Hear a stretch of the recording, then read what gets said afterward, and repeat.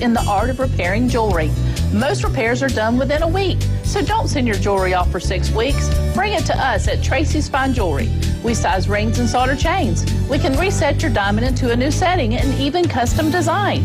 You'll get your jewelry back quickly and looking as good as new. Tracy's Fine Jewelry, Bay County's trusted jeweler for over 50 years. Ram announces return to NASCAR. I'm Susie Armstrong. The story next on NASCAR Today. Still getting around to that fix on your car? You got this. On eBay, you'll find millions of parts guaranteed to fit. Doesn't matter if it's a major engine repair or your first time swapping your windshield wipers.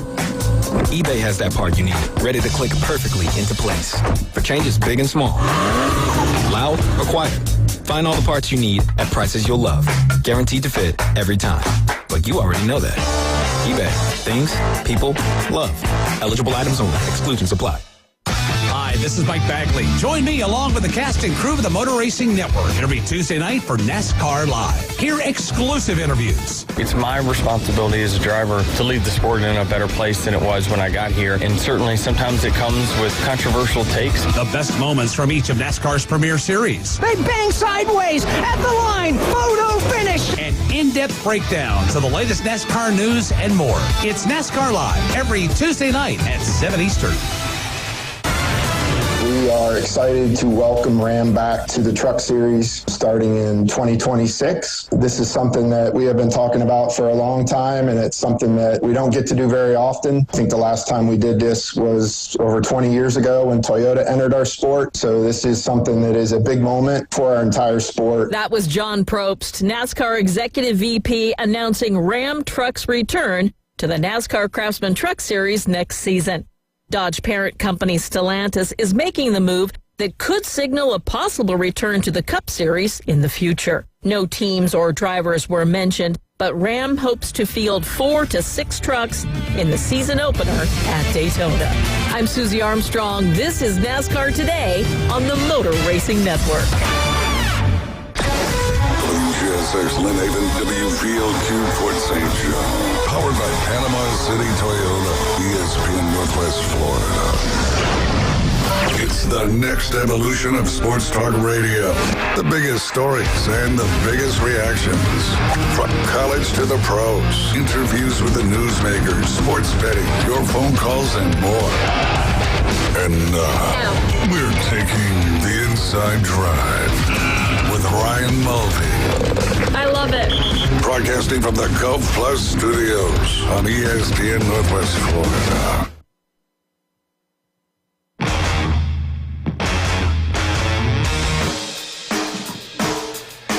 Good morning, Northwest Florida. This is the Inside Drive, sponsored by Golf Plus, right here on 104.3 ESPN Northwest Florida. This is the Inside Drive. I am James Fife, filling in for Ryan Mulvey on this Tuesday. Happy Tuesday, everybody listening out there all across Northwest Florida and all across the world, as long as you download our app and take us with you everywhere you go. We're on the Google Play Store, we're on the Apple App Store, and we are also streaming on YouTube, Facebook, Twitch, and X, formerly known as Twitter. So get out, like, share, and subscribe to all of the social media posts that we have right here, ESPN Northwest Florida. We are sponsored by Golf Plus. Big thanks to Golf Plus for making this happen today. And if you guys got any needs for any golfing accessories, or if you just want to talk the golf with the guys, head on over to visit Alan Watson Golf Plus off of Montgomery Highway up in Dothan, Alabama, and at the Shops of Edgewater right here in beautiful Panama City Beach. Braves are on the airwaves here tonight at ESPN 104.3. We got pregame festivities, 6 o'clock after the afternoon underdogs. First pitch, 6:40 against the Brew Crew tonight. James Fife, Chef Ross, how you doing? I live in the dream, man. David Hayes, making it happen, hitting the ones, hitting the twos, in the winner's room, he says. Experiencing the nightmare. No, I'm just kidding. Just going the opposite of Chef Ross. Doing wonderful. How are you guys doing today? It is an excellent day, man. Beautiful Tuesday. Excellent Stanley Cup game number 3 last night. We'll definitely be diving into that later. But we will start off with last night's score. We'll start in the world of Major League Baseball. Chicago Cubs taking on the Philadelphia Phillies. This game goes into extra innings, and the Phillies get the win at home 4-3 over the Cubby Bears. Rays and Red Sox have a 10-8 score in the 11th inning. Roman Anthony made his Major League Baseball debut last night. No hits for Roman Anthony, but he did collect a walk, and he did get an RBI in the 3rd inning when he grounded out to shortstop, but drove the man from 3rd into home plate. So congratulations on the rookie for making his Major League Baseball debut. Braves last night in the 7-game skid. Congratulations, guys. 7-1 over the Milwaukee Brewers. Getting back into the win column makes number 28 on the win total for the Braves this season. Need to start stepping that up if we are going to be talking postseason here coming in, like There's September, no better way to break a October. slump than play the Brewers. That's true fact. I agree. They've been doing well with that this year. They're just out there giving confidence to teams that are losing. It's Except the appreciated, Phillies. Ross. They swept the Phillies, so I'll take that. The Reds taking on the The Guardians. Pirates or The Brewers swept the Oh, Phillies. the Phillies, yeah. That's going to be y'all's shining moment. Probably. Hey, at least you have one. Hang the We have banner. one shining moment. I guess ours is beating y'all. Hang the banner, boys. Hang the banner. This is our season. Hey, we're only 9 games under 500. Only 9. You only got to win 9 in a row to get back. Hey, and if you win 10 in a row, over 5. Over 500. I feel like this is the beginning. This is the beginning. They're gonna run off another 9 in a row It's now. not going to be in a row, but let's say they go 15 and 5 over their next 20 games. That'll be helpful. I Yeah. mean, they're 5 and 15 That would right get now them- over the last 20. What? That would get them 1 game over 500, right? would put No, them it wouldn't because. 42.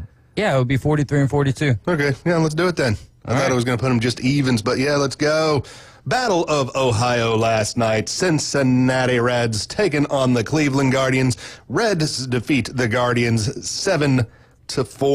The Marlins and the Pirates play last night in Pittsburgh PNC Park. Pirates get the win 10-3 over those lowly Marlins. 10 runs by the Pirates means that Skeens did not pitch. 10 runs by the Pirates, means Skeens did not pitch because the Pirates do not give runs when Yeah, Skeens I think is they've scored pitching. 10 runs for him all year. That may be a true fact. They have just been, the guy's got an ERA of 2. Less than 2, isn't it? It's hanging around Yeah, I 2. think it's It's like been 198 bouncing or just somewhere in like up and down between like 2 to 2 point, like 190 to 2.5. And it's crazy, man, that the guy is getting strikeouts. The guy is not allowing dudes on base, but when the guys do get on base, the Pirates don't bother playing defense behind them. And when he only allows 1 run in the game, the Pirates bats don't bother to get 1 run themselves. It's crazy, man. It's crazy, but it's a learning process, man. All players go through a learning process, and then they leave their minor league team and join the majors. Yeah. And that's what I'm expecting Skeens to do in the next couple of years is leave the AAA Pirates and move on to somewhere else. Pirates, Marlins, and Rockies be like quadruple A baseball? Yeah, and you can throw the Reds in there too, man. Yeah. The Reds have been really bad Brewers. about that the last, 10, 15 years. Sorry, AG, but you know what I'm saying. The Blue Jays taking on the Cardinals. This game taking place in St. Louis. The Blue Jays get the win in extra innings 5-4. Athletics taking on the Angels. Angels last night get the win over the Athletics 7-4. Dodgers Padres last night in the nightcap. This one goes into extra innings 8-7 in favor of the Dodgers. And the Mariners taking on the Diamondbacks this game in 11 innings in Arizona. Going the back to that Diamondbacks A's game, 8-4. did you see that amazing catch by Denzel Clark? I did not. Dude climbed the wall and hung for like 10 seconds, and then his hips are above the wall. Yeah. And that's where he catches the ball, up there. Nice. Where his hip is above the wall. So he completely robbed a home run that in normal stadiums would have landed like the 9th row. Yeah, it's Anaheim, so it's a little bit deeper park, and you got all the and there's no fans. Yeah, no fans there because you got the waterfall and the rock face looking thing. It's a nice looking park out there. It was by far catch of a lifetime. One of the best catches that I've ever seen. Yeah, no doubt. Last week he had another web gem at another wall where he should have broke his wrist with that catch. Was running like 100 miles an hour into that. And we didn't even talk about this yesterday on the worst of the weekend because I was scrambled. But how about Ryan Weathers, the pitcher for the Marlins? Oh yeah, getting beamed by the catcher on the throwdown to second. To wrap the warm up. Man, I've never seen nothing like that. And like you saw in his face, he was ticked off when he got up. Yeah. Oh, I mean, wouldn't you? Yeah, but it's one of those. You're like things staring at me. Can't you see that I'm not looking at you? Yeah. Well, and that's the other thing is. You got to throw that thing a little bit higher there, catch. And the catcher felt so bad. You saw that in his eyes as well. But it's a hard thing because you know that you can't really be mad long, but you just got beamed in the head with a baseball, and that does not feel good, especially in the area that he got hit. It would look worse if it's in your face, but sometimes those ones that's like right near the temple, if that was just a little bit closer to the temple, he could have been in. I don't even think I've seen that in Little League baseball where like an 8-year-old catcher's throwing it down. No, I mean, I've seen it in the league. I think I've seen it, but it's just a different thing when something's, doink rather than. But you've also been doing this for 20 years. Yeah. Well, you've made it to the peak. It doesn't get no higher than this, Well, by then, it's just natural reaction glove, glove to hand, ball to hand, ball throw.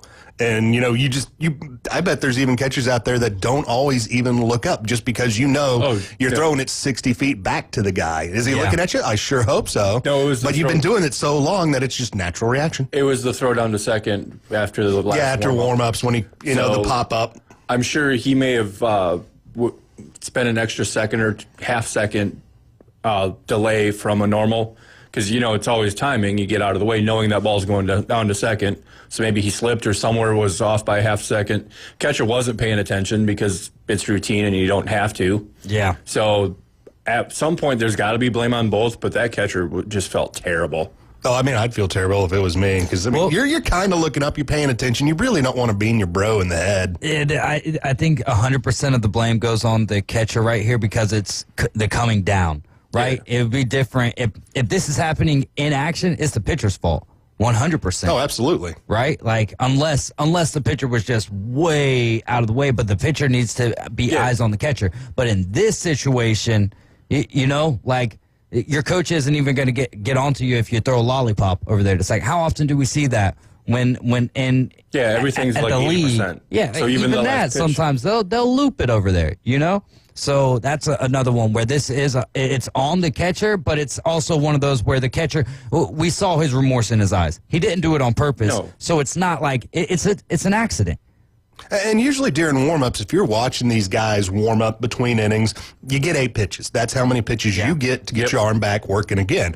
And usually if you're watching these, you see that 8th pitch come out of the pitcher's hand, they usually take that nice big long step and then just kind of like walk off either towards the first or third base side, depending on if they're right or left-handed, which way their body's carrying them. And they just kind of stand and mill around and wait for that, throw over to happen as well. And that's what I'm saying. There was a delayed reaction on that step because it is a timing, boom, out, go. Yeah.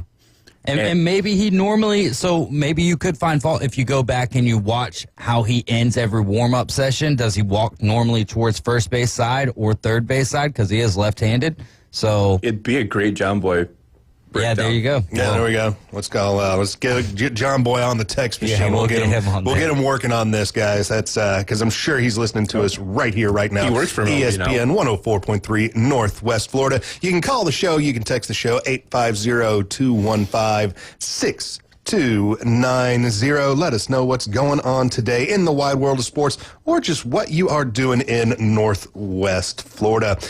College baseball last night, only one game left in the Super Regionals, and that was Murray State taking on Duke. An exciting series, but Murray State gets the victory over Duke. 5-2-4. Big upset, I think. Big upset. You're talking a team that has never been to the Super Regionals before, and they are now heading up into the full-out College World Series. And the team whose home ballpark holds 500 people, I think is what I read today. It's like 500 or 800. Yeah, the head coach mows the grass on the field. Yeah. I mean, you got to realize the whole size of the town of Murray is only like 17,000 people. It's not a really big city. I've been to the Duke ballpark. It doesn't hold a whole lot either. I've played high school games. I walked out of the Duke Stadium going, I've played high school games in front of more fans than at Durham that day. But then they signed a deal with the Bulls, and they play a lot of their home games at the Bulls Stadium. That makes a lot of sense, really, because it's not far. It's not a far drive. It's like 2-3 blocks off campus.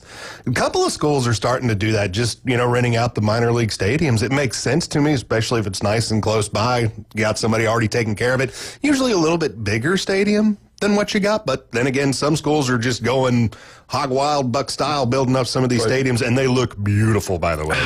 What a night and day difference between last year's World Series, where it was ACC versus SEC, and this year's World Series, where you have a total of 3 teams from the 2 conferences in, and only 1 ACC team.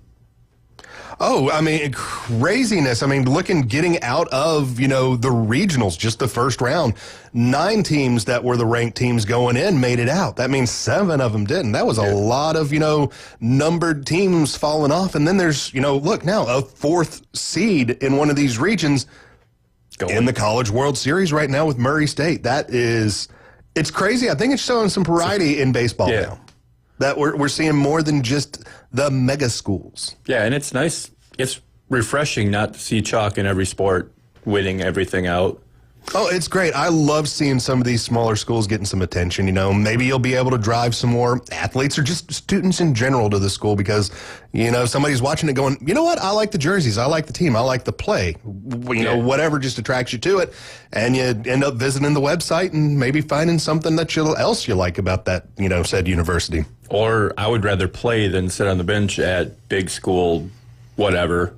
So if I can play for a directional school here, there, and the other thing, and then transfer later on because I have college stats behind me, I want to do that. And now it's even easier to do it because transfer portals now are happening. Yeah. I know, and we'll discuss the lawsuit later. That was, or not really a suit, but it's a settlement now. And just what we think might even happen with that.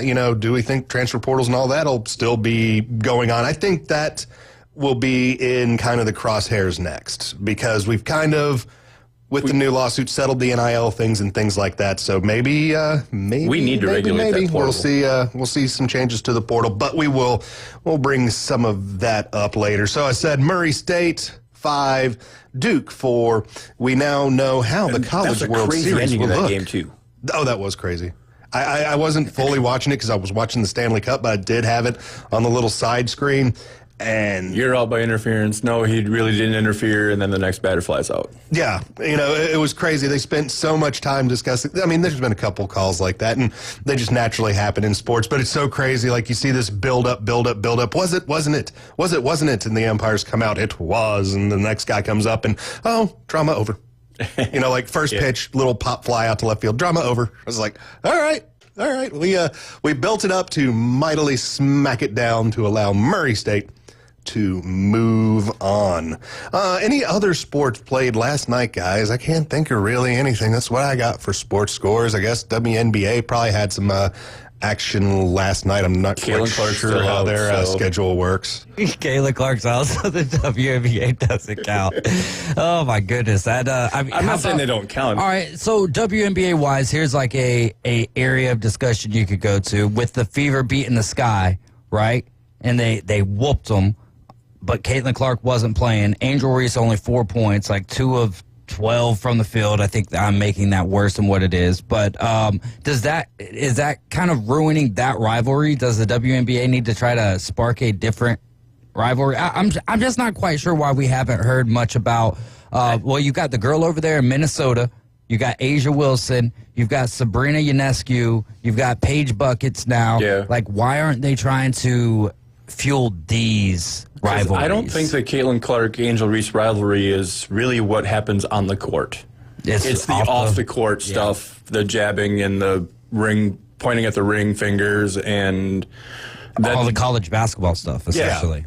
Well, I mean, it's a carryover from college because they were the two most popular college players. None of that was on the court. None of that was Caitlin Clark backing injuries. The rings was on the court. Yeah. But it was still like an off. She was standing on the court, but it had nothing to do with the basketball play. Yeah, it has nothing to do with gameplay. Yeah, no, WNBA right now, they're just riding off of basically the free advertising they got from the NCAA with Caitlin Clark. Yeah. Because that was huge. So, I mean, if you've already got a machine that's running and rolling, you don't get in its way. You just let it keep on doing what it's doing. And it's working for the WNBA. She has the most popular jersey sales in the WNBA. She's actually getting the point where we might actually see some changes in the WNBA for these gals to make some more money, because let's face it, Caitlin Clark could go to like one of those 3-on-3 tournaments, play over there and probably make more money, but she's not playing in a quote-unquote real league. Just off jersey sales, I wonder where she would rank amongst all basketball. Oh, we could probably Google that here in a minute and just see what our answer is. I'm not saying she's number one all, but I wouldn't be surprised if she's not top 10 all basketball jersey sales. I mean, that would not shock me at all, because, I mean, there's guys out there buying her jersey, and guys, if you're a fan, do it. I don't see why I wouldn't want to say no to that. Do it. If you're a fan, be a fanatic. Doesn't matter. Guys, girls, do your thing. Dave over there on the Google machine. Yeah, I mean, April 22nd, Caitlin Clark, I can't find, second best. This was from April 20th of 2025, second best across NBA and WNBA. Yeah. Okay, so second, but did it say who number one was? Wait, this is 2024. The Google link said 2025, and this link on Just Women's Sports, but it's talking about a story in 2024. Love the internet sometimes. But no, it doesn't really give any other.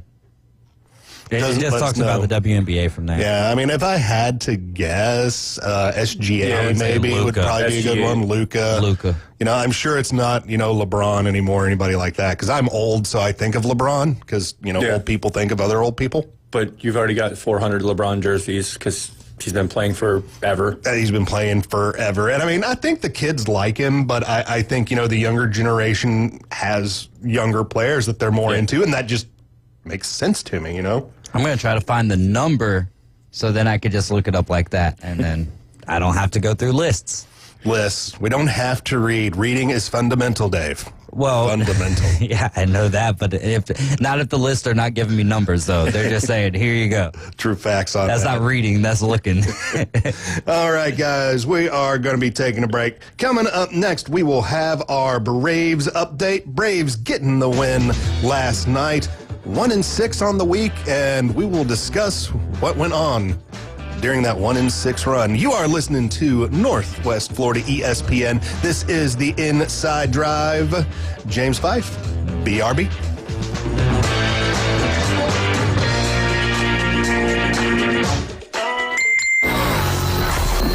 Take ESPN Northwest Florida with you everywhere you go. Anytime, anyplace, anywhere. The Sports Talk and Live play-by-play doesn't have to end when you get out of the car. The ESPN Northwest Florida app streams your favorite Sports Talk hosts and the biggest games in ultra-high fidelity. This is of utmost importance in travel. Take the Sports Talk monster with you anywhere you go. Available for Android and iPhone. Use it anywhere or any place. This is Joanna with your latest forecast on ESPN Northwest Florida this Tuesday. For this afternoon and evening, likely thunderstorms and some sun and a high of 86 with a gentle breeze at 10 miles per hour coming out of the southwest. Tonight, partly cloudy skies and possible thunderstorms with lows around 79. Tomorrow, likely thunderstorms and a temperature near 87. Moving into Thursday, about the same with a high of 89 and likely thunderstorms. This forecast is sponsored by Mid-South Lumber, the best little lumber yard in Panama City. Thank you for tuning into ESPN Northwest Florida. Rely on it. This Father's Day, reward that special dad with a place to unwind and just chill out. Portable buildings for dad are available in all price ranges at Bestway Portable Buildings. The best in portable, period. Just north of the Old Mall, Highway 231, and online at bestwayportablebuildings.com. And mark your calendars for June 28th and 29th from 9 to 3. It's a multi-family yard sale at Bestway Portable Buildings, a Golden Age builder. This is Patrick with Turf Pro Lawn and Pest Control.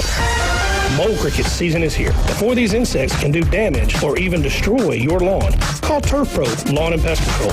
We will come out to your property to quickly and effectively stop lawn-destroying mole crickets so you don't have to make costly repairs. Look us up on Facebook at Turf Pro PC or call Turf Pro at 850-890-5820. 850-890-5820. Call the blue and yellow trucks. We'll make your lawn green.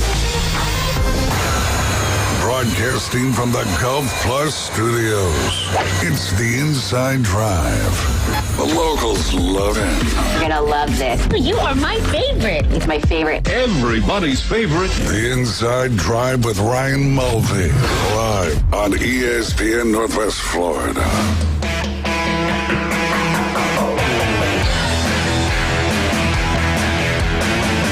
ESPN Northwest Florida 104.3 on your radio dial. This is the Inside Drive Tuesday. I don't know what a Tuesday is. It is a Tuesday. It is June 10th.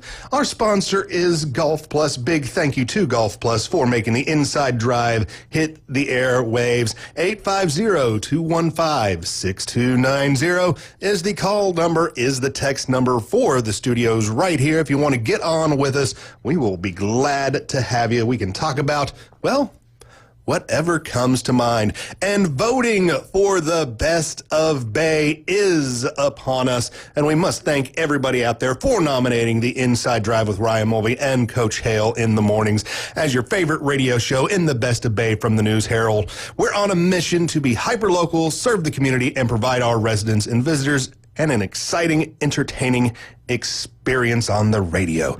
To keep the radio fun and positive in Panama City, Lynn Haven, Panama City Beach, 30A, and all across of Bay County, go to ESPNPC.com and vote for Ryan Mulvey or Coach Hale for the best radio personalities in the Best of Bay. And thank you for listening to ESPN 104.3 Northwest Florida. And Ryan Mulvey won that award last year, and we need to keep that award right here in-house at ESPN 104.3. And this weekend, Pops Pig Pickin' Pick'em.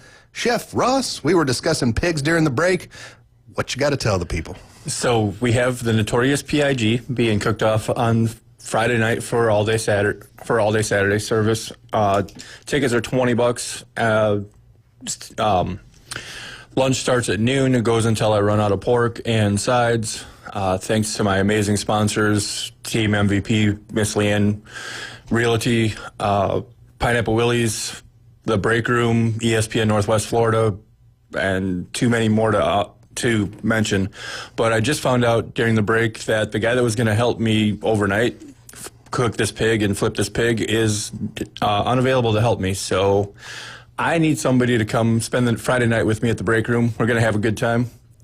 And let's cook this pig together. So Chef needs a sous chef. 850-215-6290. Give us a call and be that volunteer to help out with the Pops Pig Pickin' Barbecue experience. We also have T-shirts for sale, and they are a great logo.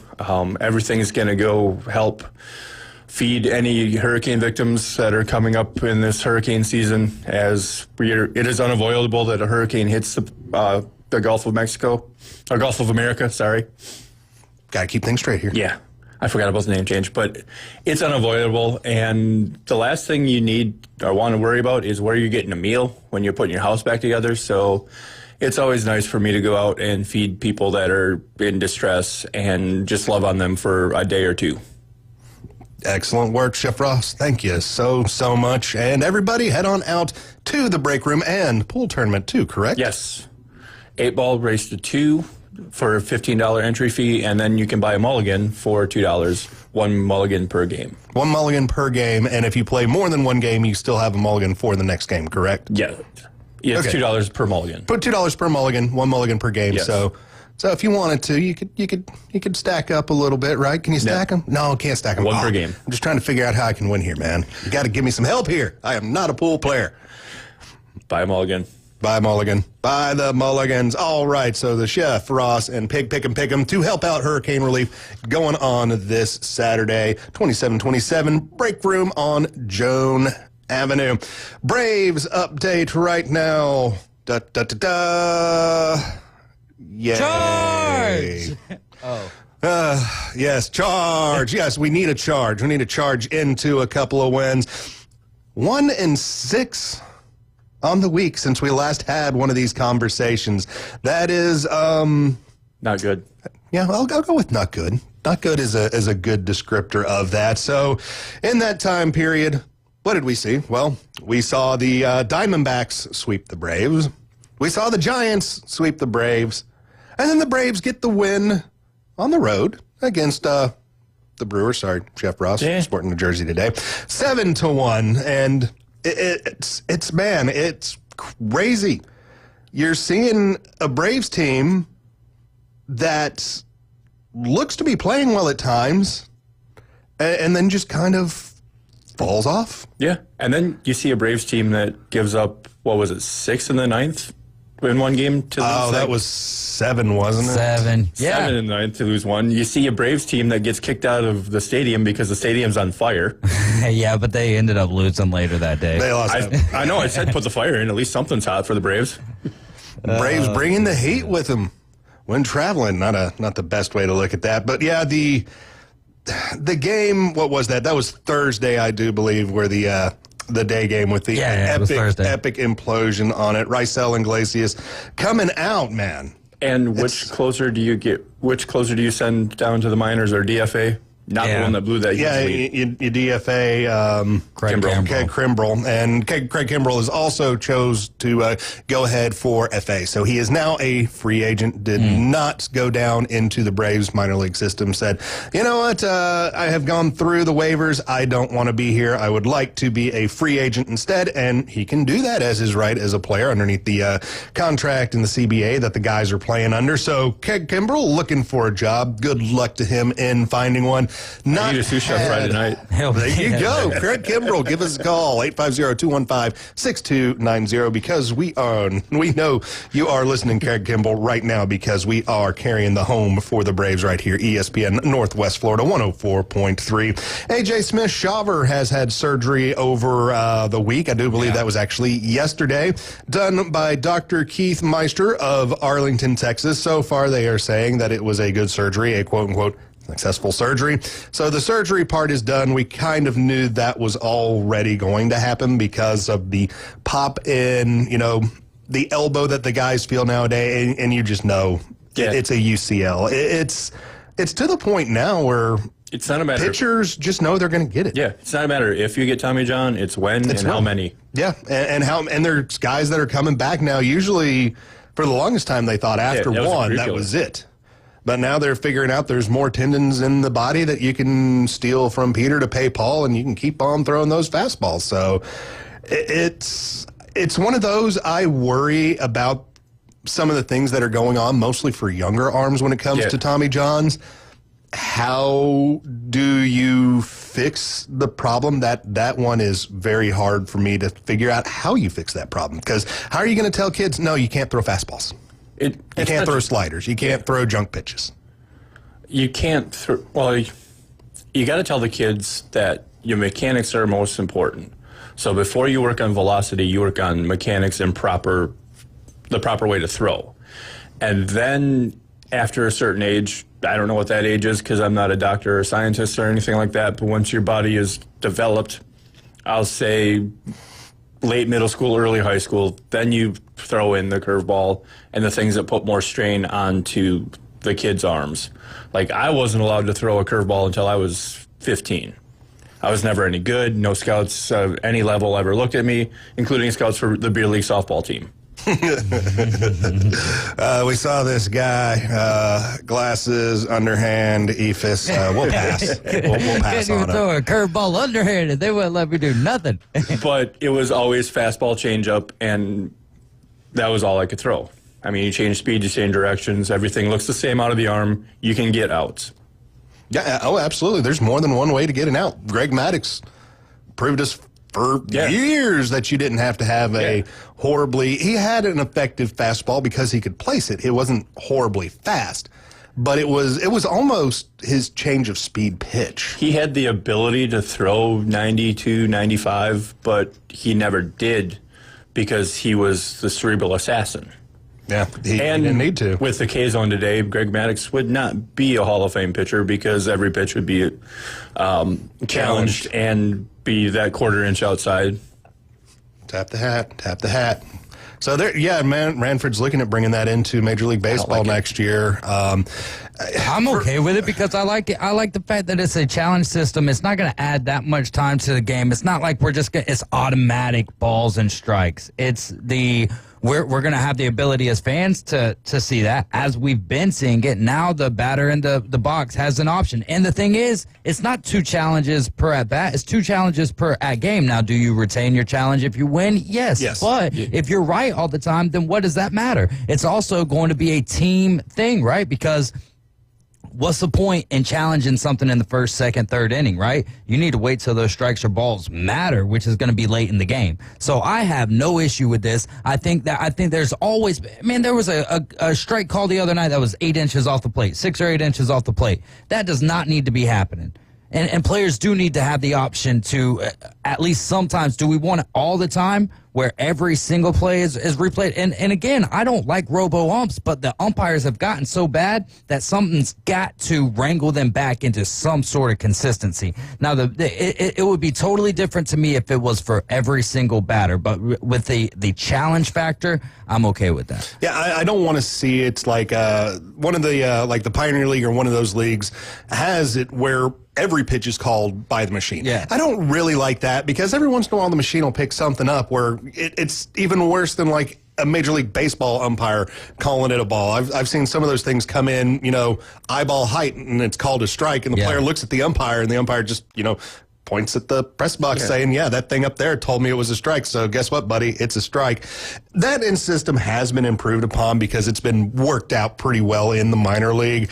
I like the idea of the challenges. I don't know if I want the challenges solely coming from the coaches, manager, or if the players get it. I think that's going to be left up to each team on how and when it should be done. But I'm sure teams are going to come up with strategies for it. And I could almost see, having some reverse psychology with it when you get some pitchers up there that are just really amped in the beginning of the game.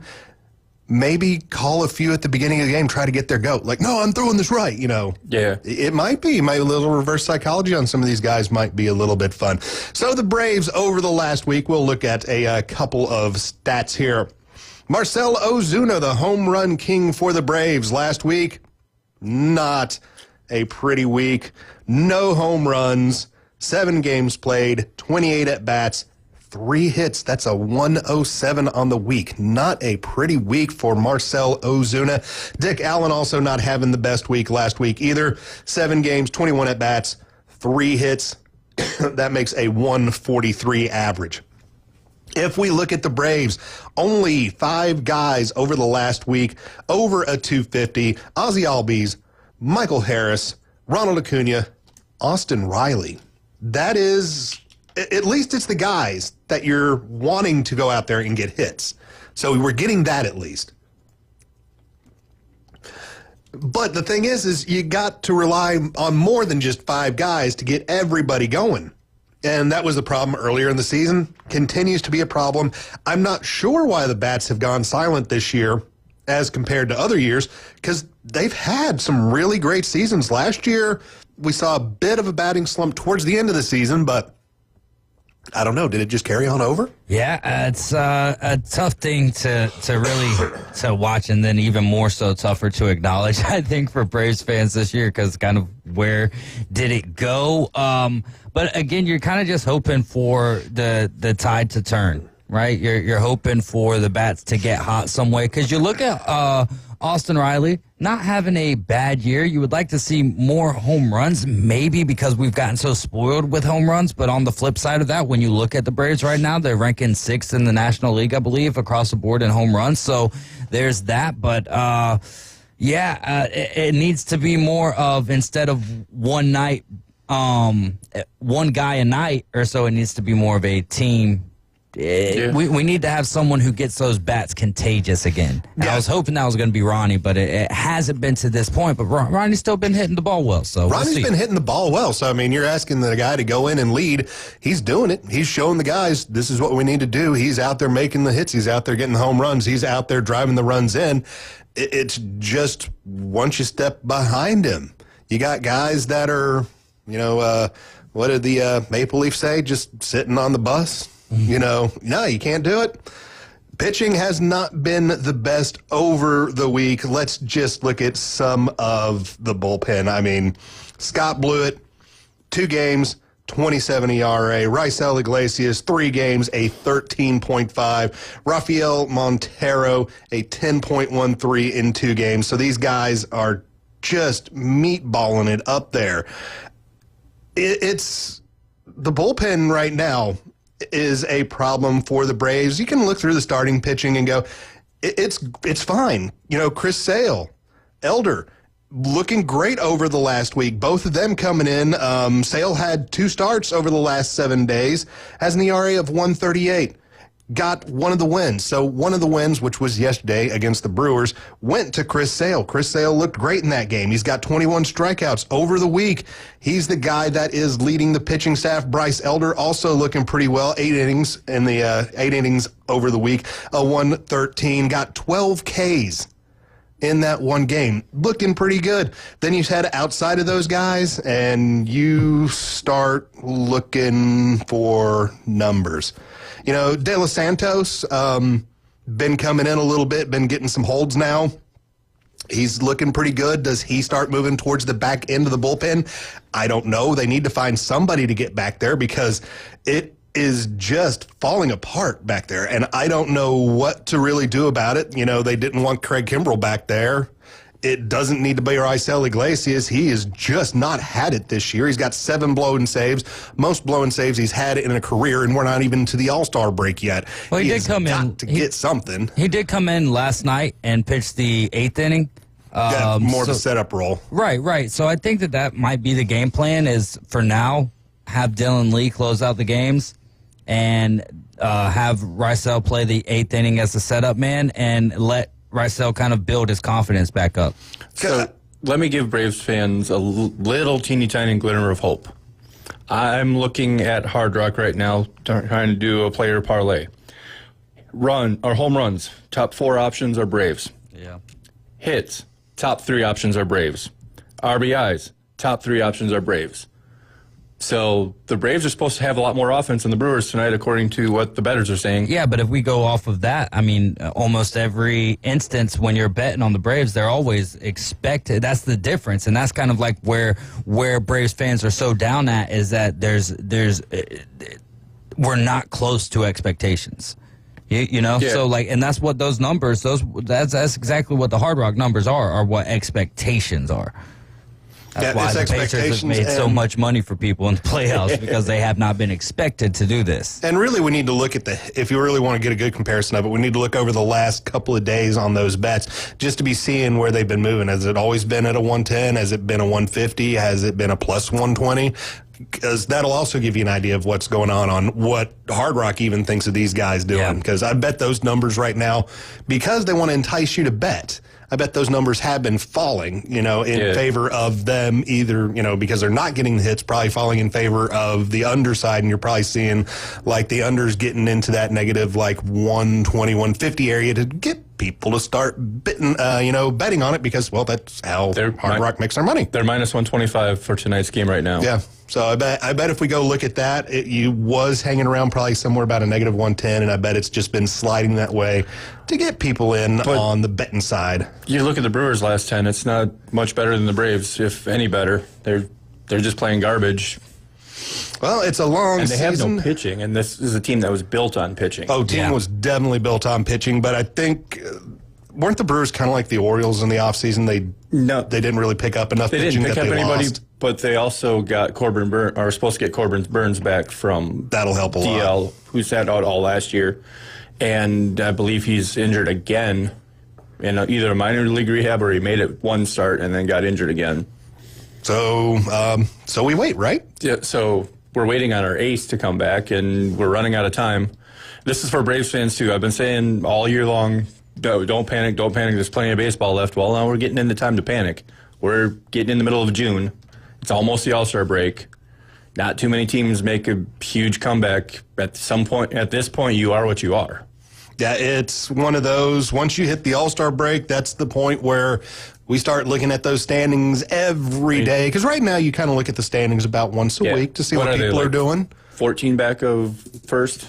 Let's see. I did not look this morning, but we can find that out really, really quick. MLB standings. We're either 14, 13 and a half, or 13. Yeah. 13 and a half, 28 and 37, 13 and a half games behind the 42 and 24 New York Metropolitans. So you can throw the division out the window. It would be different if it was the Phillies up there. But the Phillies are up there too. Yeah, they're up there too. But what have they done? They've lost 9 of their last 11. Yeah, Phillies are 2-8 in the last 10. It's the Mets. That's what I'm saying. There needs to be some optimism. But the optimism is there's 3 wild card teams that get in every year. Right. That's where. Well, that's the goal that if you don't win the division. But yes, I wouldn't even say that that's optimism right now, because when you look at it in the National League, the Braves are 9 game out of a spot, but there's teams that have to beat each other up, right? The Cardinals and the Brewers are ahead of them, and the Reds. Those are the 3 teams that are looking up looking up at the Padres, because right now it's the Phillies, the Giants, and the Padres. There's a possibility for the Braves to catch one of those guys, but again, I'm telling you, the Mets are going to find a way to met this up, and then hopefully we can catch the Phillies. Let's just hope the Mets met it. That's all I'm saying. The Mets will met it. I'd rather see the Phillies win the division anyways. I hate the Mets more. Yeah, I'll go with that one. I think everybody will agree on that. Yeah, well, I don't know. I don't know. I think, for Mets fans, obviously. I mean, don't get me wrong. I'm not a Phillies fan at all. But, yeah, when it comes down to would I rather see the Mets or the Phillies, yeah, give me the Phillies. I don't know. The Phillies have beat us out of the playoffs the last time. Yeah. Well, yeah. The Mets have one run every 20 years that actually comes through. Yeah. So if they have it now, you don't got to worry about them for another 19 years, whereas the Phillies are always there. Yeah, and at least the Yankees are the team of New York right now, even though the Mets have the better record. All right, guys, coming up next, College World Series talk. We'll talk about it. We will make some predictions. You are listening to the Inside Drive, sponsored by Golf Plus, here on ESPN Northwest Florida 104.3 on your radio dial.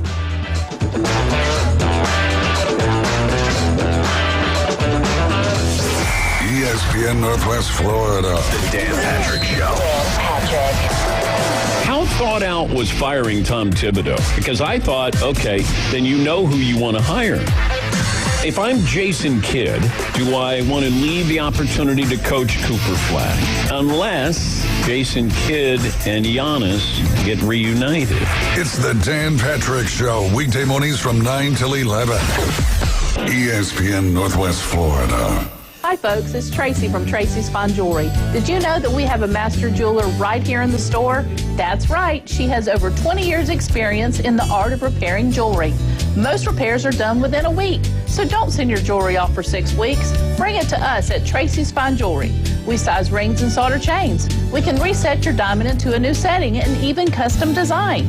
You'll get your jewelry back quickly and looking as good as new. Tracy's Fine Jewelry, Bay County's trusted jeweler for over 50 years. Tired of flipping through channels and finding nothing good? Introducing Scorpion TV. Over 5,000 live streaming channels. Catch every game of the season with over 100 sports networks, including ESPN, ESPN Plus, the NFL Network, and Red Zone. Even pay-per-view events. Watch 400 local network channels from Panama City and most markets throughout the country. Fox, ABC, CBS, and NBC. It's more than sports. Scorpion TV offers premium movie channels like HBO, Cinemax, Stars, 200 plus entertainment and news networks, or watch thousands of movies on demand, all for just $45 a month when you use the ESPN NW promo code at checkout. Watch on up to 5 devices at the same time. Perfect for sharing with family and friends. Scorpion TV gives you everything you want for less. Cut the cord, not the fun. To score Scorpion TV, go to ESPNPC.com and click on the Scorpion TV logo. Don't forget our promo code ESPN NW.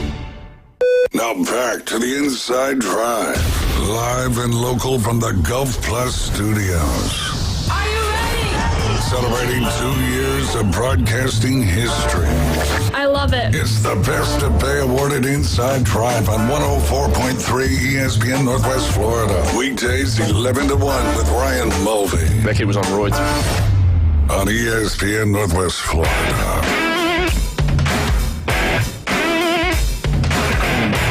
ESPN Northwest Florida 104.3. This is the Inside Drive, sponsored by Golf Plus. And if you need any golfing clubs, need any golf balls, need any golf shoes, need any golf belts, need any golf hats, need any golf anything, be sure to be visiting Golf Plus for all of your golfing needs. Got a store up in Dothan, Alabama, off of Montgomery Highway. Also have a shop right here in Panama City Beach, right at the Shops at Edgewater. Just stop on in, tell Alan I said hi, and that you heard it right here on the Inside Drive. ESPN Northwest Florida is the home for the Atlanta Braves on the Gulf Coast. Baseball tonight with the Braves taking on the Brewers. 6 o'clock after the afternoon. Underdogs will be pregame. 6:40 will be the first pitch tonight. Braves have a chance to make it 2 in a row. And, well, Chef Ross, feelings on it tonight. Any way you feeling about it? Well, I'm going to use my luck, and I'm going to bet the Braves so the Brewers get a win. All right, Chef Ross going with some reverse psychology. Banish him.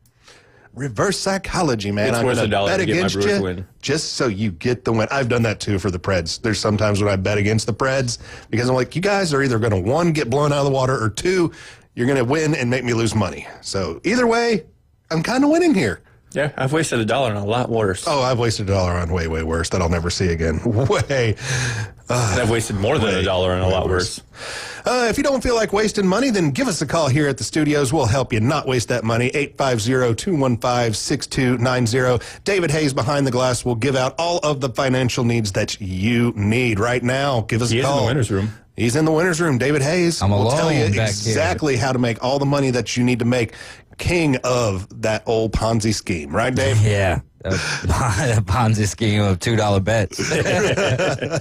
Okay, NCAA Men's College World Series. We know the 8 participants that will be on their way to Omaha.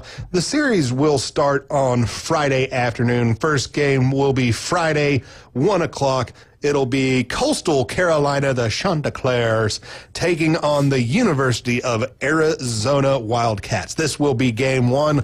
Is a double elimination tournament set into 2 brackets. So as long as you don't lose 2 games, you got a chance to make it into the national championship, which is a best of 3 series. So we'll go over the brackets. We'll talk the teams that are there. We'll make some bold predictions.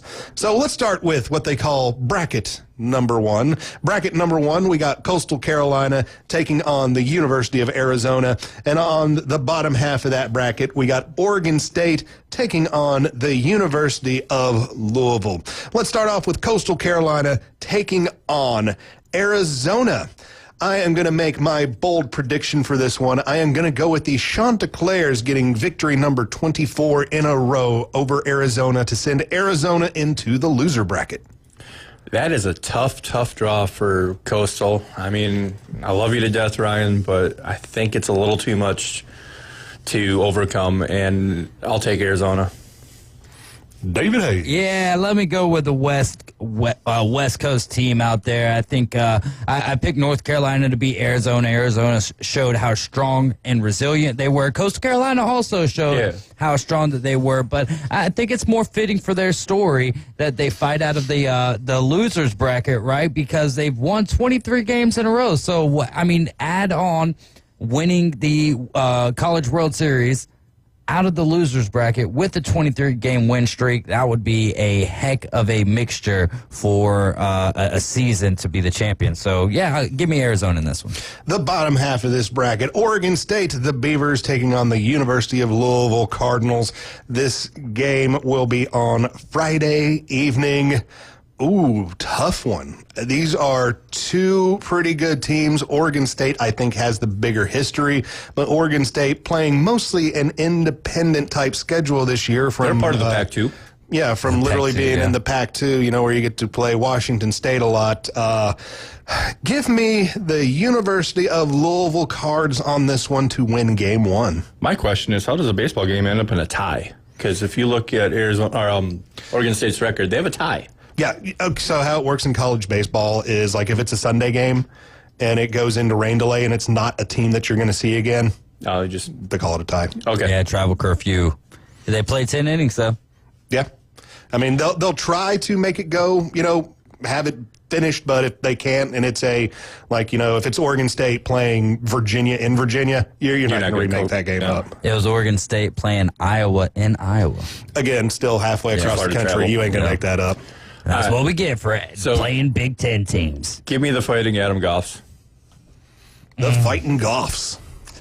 I would like to. I picked against Louisville, so they've made a believer out of me, but also at the same time, Oregon State seems to be real strong. So does the West Coast. All three of these West Coast teams here in the tournament. So give me Oregon State and the Beavers. All right, moving on to bracket number 2. This bracket will start on Saturday. The upper bracket, we see the University California, Los Angeles, that will be the Bruins, taking on the Murray State Racers. Murray State having an excellent year, an excellent run just to make it to Omaha. Craziness for them to be there. I think the Cinderella luck might run out a little bit here, so give me the UCLA Bruins in this game. My heart is with Murray State. I love the underdog. I love the story, but 3 out of the four seeds to make the tournament did not do very well in Omaha. So give me UCLA.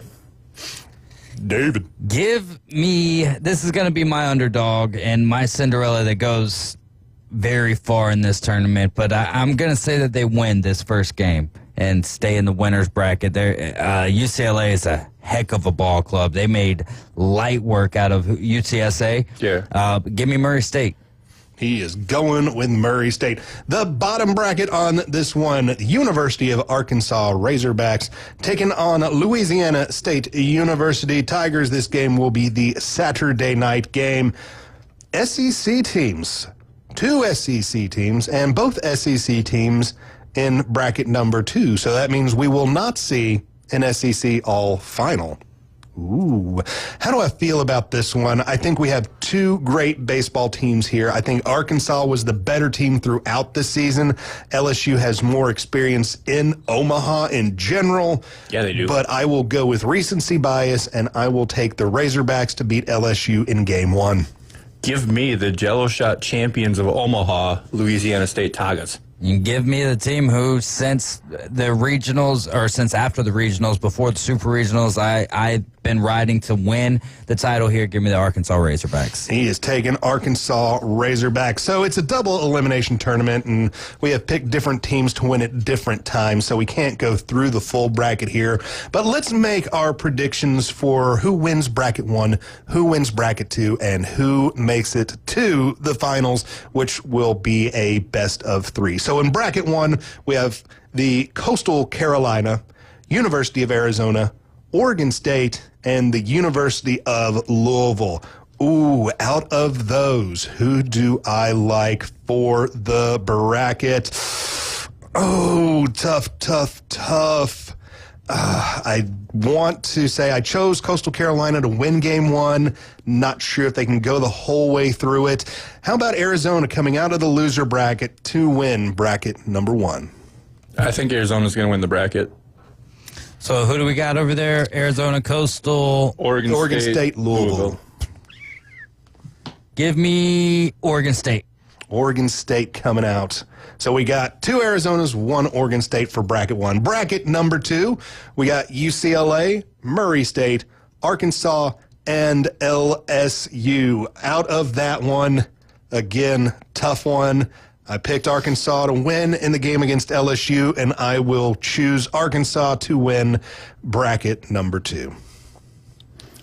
For some reason, I really like that UCLA team, so give me an all West Coast final.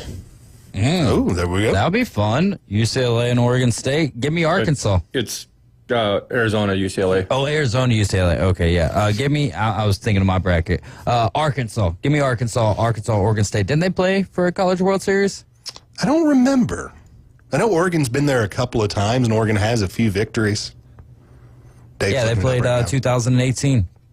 So could be a repeat. So right now, we all have different sayings on who's going to be there. What about your national champions, guys? Who do we got? I'm going to go with the University of Arkansas. I'm going to go with the University of Southern California, Los Angeles.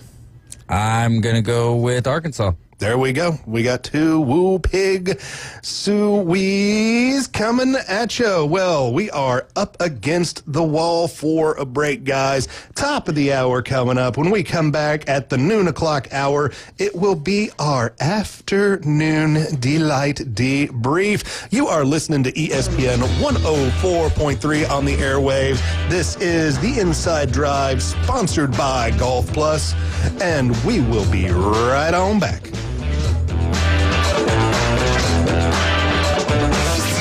ESPN Northwest Florida. Colin Cowherd. Quarterbacks can be a lot of things in the NFL, but they can't be weird.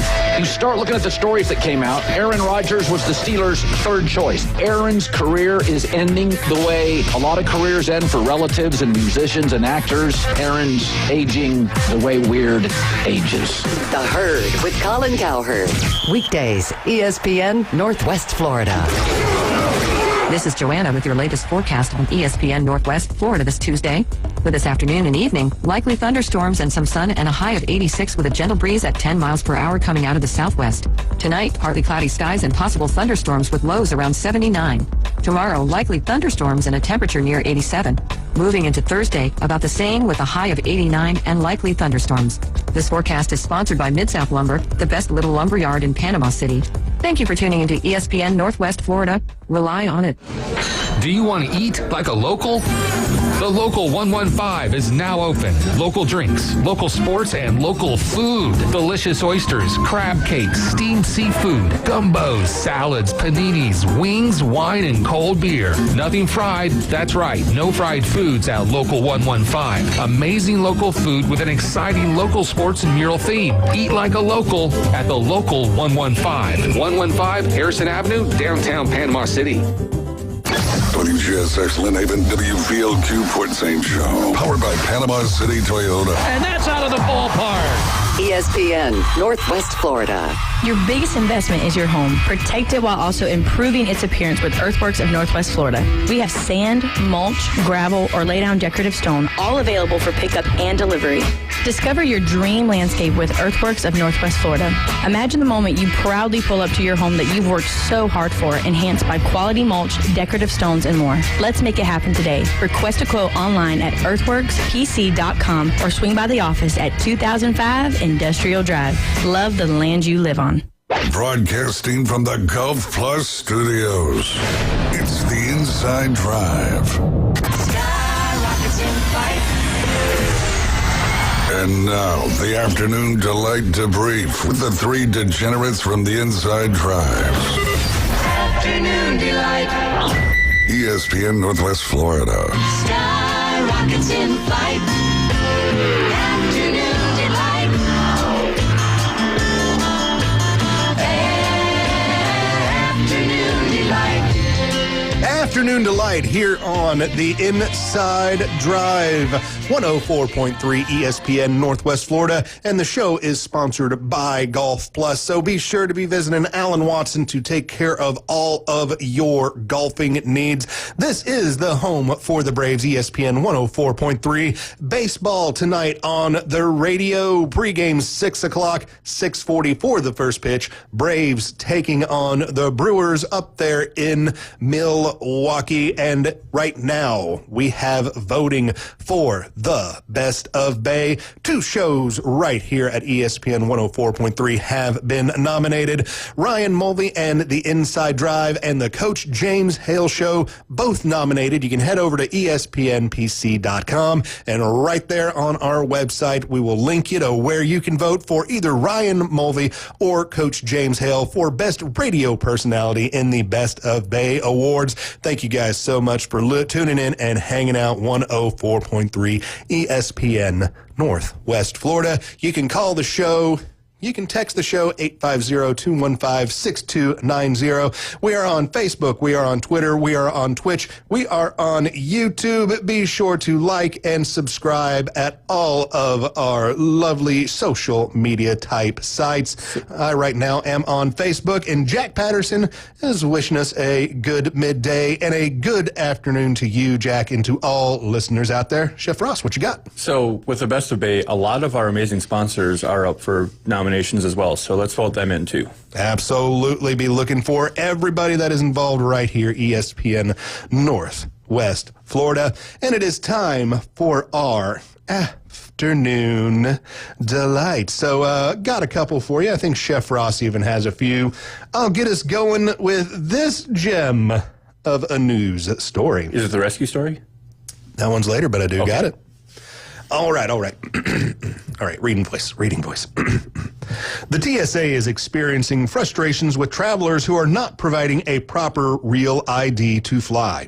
In a Facebook post Wednesday, the TSA made it known that a Costco membership card is not an acceptable form of identification. We love hot dogs and rotisserie chicken just as much as the next person, but please stop telling people their Costco card counts as a real ID because it absolutely does not, the TSA wrote in the post. Starting May 7th, most adults catching a flight in the U.S. are now required to present either a passport or an upgraded identification card that means federal Real ID standards. According to the Associated Press, the requirement is 20 years in the making. A Real ID is a driver's license or other state-issue ID that meets security requirements mandated in the 2005 law passed in the aftermath of the September 11th terrorist attacks. In most cases, Real IDs are designed with the white star and yellow circle. Real IDs have been available for many years from the DMV. People who did not get one by May 7th can still apply. The Department of Homeland Security website links to information in each state on scheduling appointments and lists the documents needed to get your Real ID. So, your Costco. Does my Sam's Club card work? I don't know. It doesn't say Sam's Club. So next time you go to the airport, Chef Ross, try the Sam's Club card. the Sam's Club card. See if you can get past TSA. All right. Deal. All right. Chef Ross, got a afternoon delight for us? All right. So I'm wondering why a Minneapolis neighborhood sharpens a giant pencil every year. All right. And I know you guys are at the corner of your seats too, so here we go. More than 1,000 people gathered Saturday in a scenic Minneapolis neighborhood for an annual ritual. The sharpening of a gigantic number 2 pencil, so it's good. Got to be a number 2 pencil. Yep. The 20-foot tall, 20-foot, 6-meter tall pencil was a sculpture out of a mammoth oak tree at the home of John and Amy Higgins. The beloved tree was damaged in a storm a few years ago when fierce winds twisted the crown off. Neighbors mourned. A couple even wept, but the Higgins saw it not so much as a loss, but a chance to give the tree a new life. The sharpening ceremony on their front lawn has been evolved into a community spectacle that draws hundreds of people to the leafy neighborhood on Lake of the Isles, complete with music and pageantry. Some people dress as pencils or erasers. 2 Swiss Alphorn players provide part of this year's entertainment. The host commemorated a Minneapolis icon, the late superstar Prince, by handing out purple pencils on what would have been his 67th birthday. Rachel Hyman said she flew from Chicago on Friday for the event, which a friend told her about. Some man is sharpening a pencil on his lawn, and this is what happens. Yeah, I'm going to be a part of it. How can you not? Life is too short, said Hyman, dressed in a pencil costume. Love it. Sharpening pencil trees in Minnesota. David Hayes, got one for us? I do not. Well, I got a story for you, David Hayes. You ready? A runaway pet zebra that was on the loose for more than a week in Tennessee and became an internet sensation in the process was captured on Sunday, authorities say. Ed the zebra was captured safely after being located in a pasture near a subdivision in the Christiana community in central Tennessee. The Rutherford County Sheriff's Office confirmed. The Sheriff's Office said aviation crews captured the zebra. Ed was airlifted and flown by helicopter back to an awaiting animal trailer, the Sheriff's Office said in the statement. Video posted by the Sheriff's Office shows Ed wrapped in a net that his head is sticking out of to be carried by helicopter to the trailer. Ed arrived in Christiana on 30th of May, the Sheriff's Office said. His owners reported him missing the next day. The zebra was spotted and filmed running along Interstate 24, forcing deputies to shut the roadway down. But Ed escaped into a wooded area. There were several sightings posted on social media. Ed was filmed trotting through a neighborhood. The zebra quickly became the subject of internet memes. One fake posting showed Ed in a Waffle House, a Southern staple. Others had him visiting a Tennessee city or panhandling on the side of the road. The pursuit of Ed came after a runaway kangaroo shut down a section of the interstate in Alabama in April. So there you go, Dave. Ed They caught the zebra That's has what been we were caught. talking about last time, right? Yes, sir. So Ed the zebra, no longer running around freely, but Ed the zebra back at home. Bring him to Panama. Put him at Golf World. There we go. Apparently, there's trucks at Golf World moving the final Dolphins today. So good news, They everyone. moved him down there to Clearwater, eh? Kind of. It's good news that they're no longer in Golf World, but they're just going to another facility owned by the same company that owns Golf World. Yay! So nothing changes. Woo! Did they end up going to the same? Because I know that there was one that they were talking about bringing him to, but then when I saw Clearwater, I guess that threw me off a little bit. Yeah, they're according to the post I read today that they're going to the same company, or owned by the same company. Not the other one where the killer whales died, but a different. And I'm sure they do things differently at other places. And I'm sure everybody hears the sincerity in my voice. All right, well, let's do a feel-good story. Build me good. Dilly Dally, the sea turtle, returns to the ocean after flipper amputations. I heard this one. Yeah, go for it. Juno Beach, Florida, reported by the AP, so it had to happen. An adolescent loggerhead sea turtle named Dilly Dally crawled into the Atlantic Ocean Wednesday morning, months after having a front flipper amputated at a Florida turtle hospital. A flamputation. The turtle was brought to the Loggerhead Marine Life Center in January, suffering from predator wounds to the front flipper. The veterinarian crew at Juno Beach facility assisted in Dilly Dally's rehabilitation and care. Every time we can release a turtle back into the wild is special, not only just for us, but for all the interns and volunteers and everyone that puts in effort to getting these turtles back out there. It's always a really special day, says Marika Weber, a veterinarian technician at the center.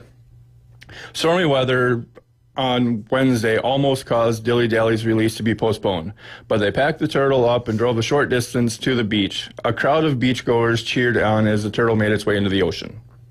A satellite tracking device attached to Dilly Dally's shell will allow the center and the public to follow her journey. The center partnered with the Smithsonian to get the satellite tags, which was attached on Tuesday. Well, there we go. Good story. Good, feel-good story. Moving on, got one here. Sports-related afternoon delight. We talk about sports? We talk about sports. Even during the afternoon delight, we can talk about sports. So here we go. Rio Rancho, New Mexico. A high school baseball player accused of peeing in an opponent's team's water jug is no longer facing criminal charges.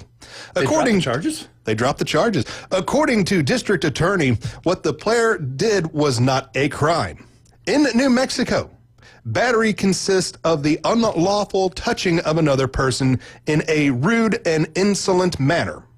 So in this case, we don't have any touching of another person, said Chief Deputy District Attorney Jessica Martinez with the 13th District DA's office.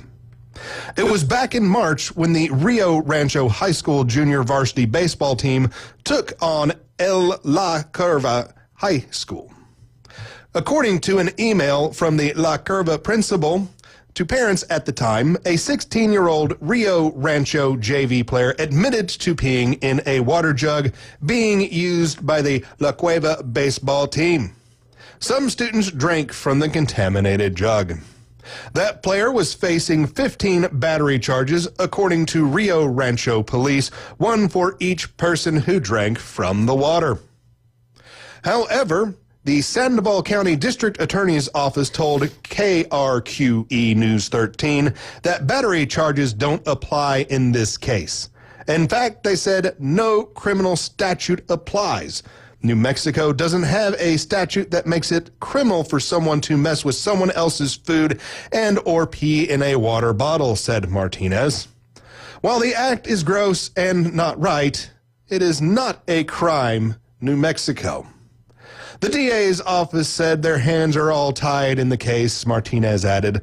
The only way we can change it is if the legislature makes the act criminal.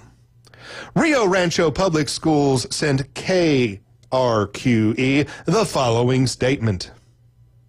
Rio Rancho Public Schools cannot comment any actions taken by exterior or otherwise unaffiliated organizations or agencies such as the 13th Judicial District Attorney's Office.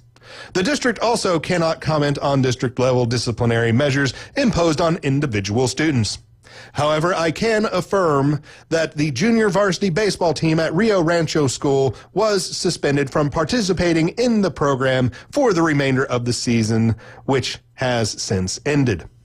The district upholds its previous stance regarding the incident. The behavior exhibited does not represent the standards and values expected of all students who attend Rio Rancho Public Schools.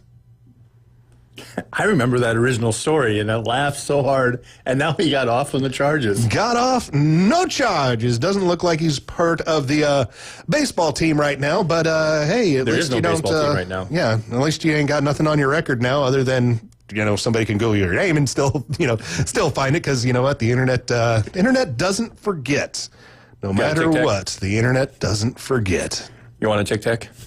Oh yeah, oh gosh, I remember that one. Hi, Dave. What's going on, fellas? Pretty good, man. That's one of the best ones ever. Just the fact that it circled around where he had 0 charges.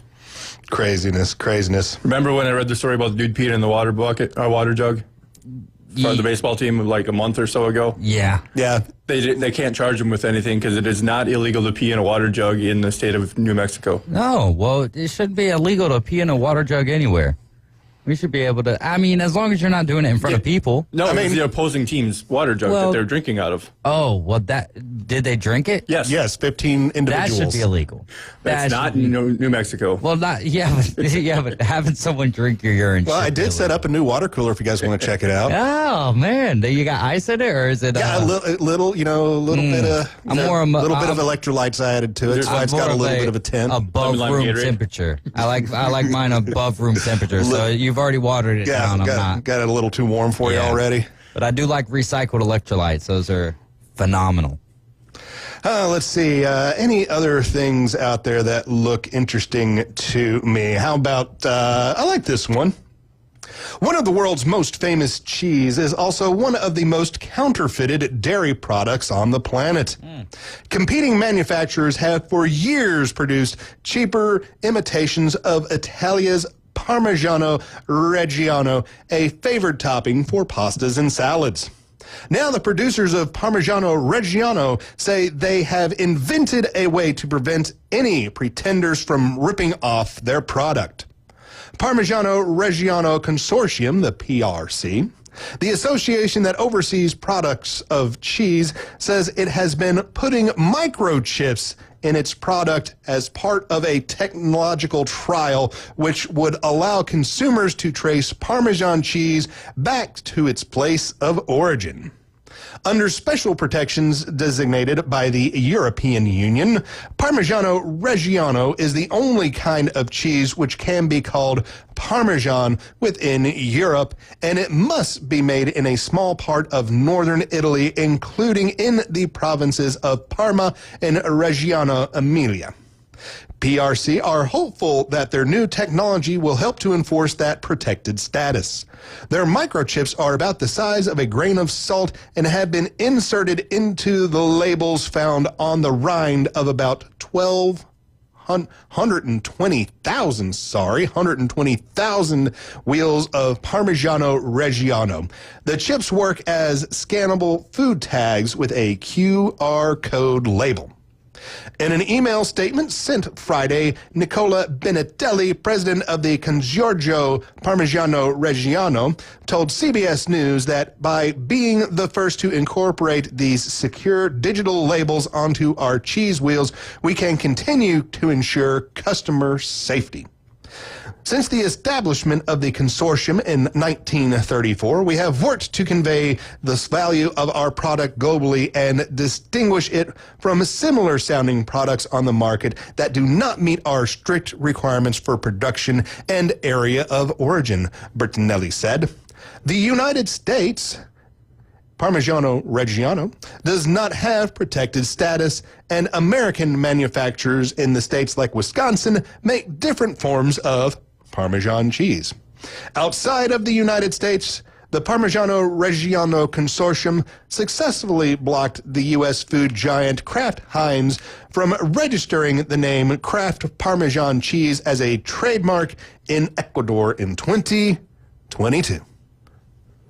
Yeah, Europe is very strict on their food and beverage laws. Like certain wines can only be made in their regions.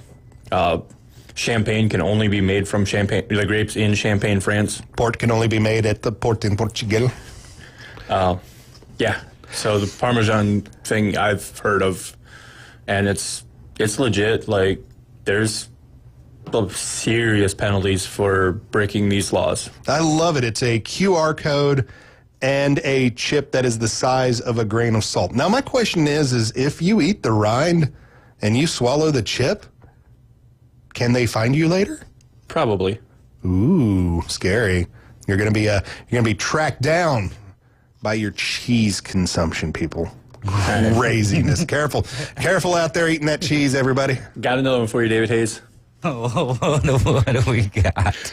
A hungry wild elephant raids a grocery store in Thailand for snacks. Oh, roll Bangkok. Bangkok, a hungry wild elephant caused havoc in a grocery store in Thailand on Monday when he strolled in from the nearby national park and helped himself to food off the shelves. Videos of the incident showed the huge male elephant known as Pai Bing Lake briefly stopping in the front counter located next to the main road near Khao Neo National Park in northern Thailand before ducking his whole body inside. The elephant stopped in front of the shop's counter, calmly snatching and chomping snacks, and did not flinch as the national park workers tried to shoo him away. The elephant later backed out of the shop, still holding the bag of snacks in his trunk. He left a little damage behind except for mud tracks on the floor and the ceiling of the shop. In a video posted on social media, the owner of the shop appeared amused as she described the moment the elephant riffled her shop. She said he ate about 9 bags of sweet rice crackers, a sandwich, and some dried bananas she had brought that morning. She said that the elephant left without hurting anyone and getting his snacks. Well, if you're hungry, man, you're going to eat. And if you're that big, who's going to stop you? Yeah. Apparently the park people couldn't stop him. I would imagine not, man. I mean, if he's going to go, he's going to go. That's the thing, man. Elephant bigger than you. Yeah. You know, sometimes you are the bigger mammal. Sometimes you are not. Roll Tide and snack on. Snack on, guys. There you go. Roll Tide and snack on. I like that. All right, guys. Coming up next, we will discuss Game 3 of the Stanley Cup Finals. And if we got a little bit of time after that, we will talk about Judge Wilkin and what she did for the NCAA. This is the Inside Drive, and you are listening to ESPN 104.3 Northwest Florida. The panhandle never stops. Turn to 104.3 ESPN Northwest Florida. This is Joanna with your latest forecast. Up to the minute weather reports all day long. A chance of thunderstorms and moderate rain. In-depth storm coverage. Winter Storm Enzo. And breaking weather as it happens. Hurricane Helene. ESPN Northwest Florida. We do have a tropical storm warning. Rely on it. This is Joanna with ESPN Northwest Florida with your Tuesday's weather. The rest of the day, there will be a gentle breeze out of the southwest, some sun and 86. Possible thunderstorms and partly cloudy skies tonight, about the same at 79. Tomorrow, likely thunderstorms and a light breeze right around 5 miles per hour with a high of 87. About the same at 89 Thursday, and we'll have some sun in the morning followed by likely thunderstorms. This forecast is brought to you by Earthworks of Northwest Florida. Thank you for listening to ESPN Northwest Florida. Rely on it. Tired of flipping through channels and finding nothing good? Introducing Scorpion TV. Over 5,000 live streaming channels. Catch every game of the season with over 100 sports networks, including ESPN, ESPN Plus, the NFL Network, and Red Zone. Even pay-per-view events. Watch 400 local network channels from Panama City and most markets throughout the country. Fox, ABC, CBS, and NBC. It's more than sports. Scorpion TV offers premium movie channels like HBO, Cinemax, Stars, 200 plus entertainment and news networks, or watch thousands of movies on demand, all for just $45 a month when you use the ESPN NW promo code at checkout. Watch on up to 5 devices at the same time. Perfect for sharing with family and friends. Scorpion TV gives you everything you want for less. Cut the cord, not the fun. To score Scorpion TV, go to ESPNPC.com and click on the Scorpion TV logo. Don't forget our promo code ESPN NW. Now back to the Inside Drive, live and local from the Gulf Plus studios. Welcome to the Inside Drive, the next big thing. It's a big, huge, giant deal. Sports betting, huge reactions, your calls and real-time coverage of the stories you're following on ESPN Northwest Florida.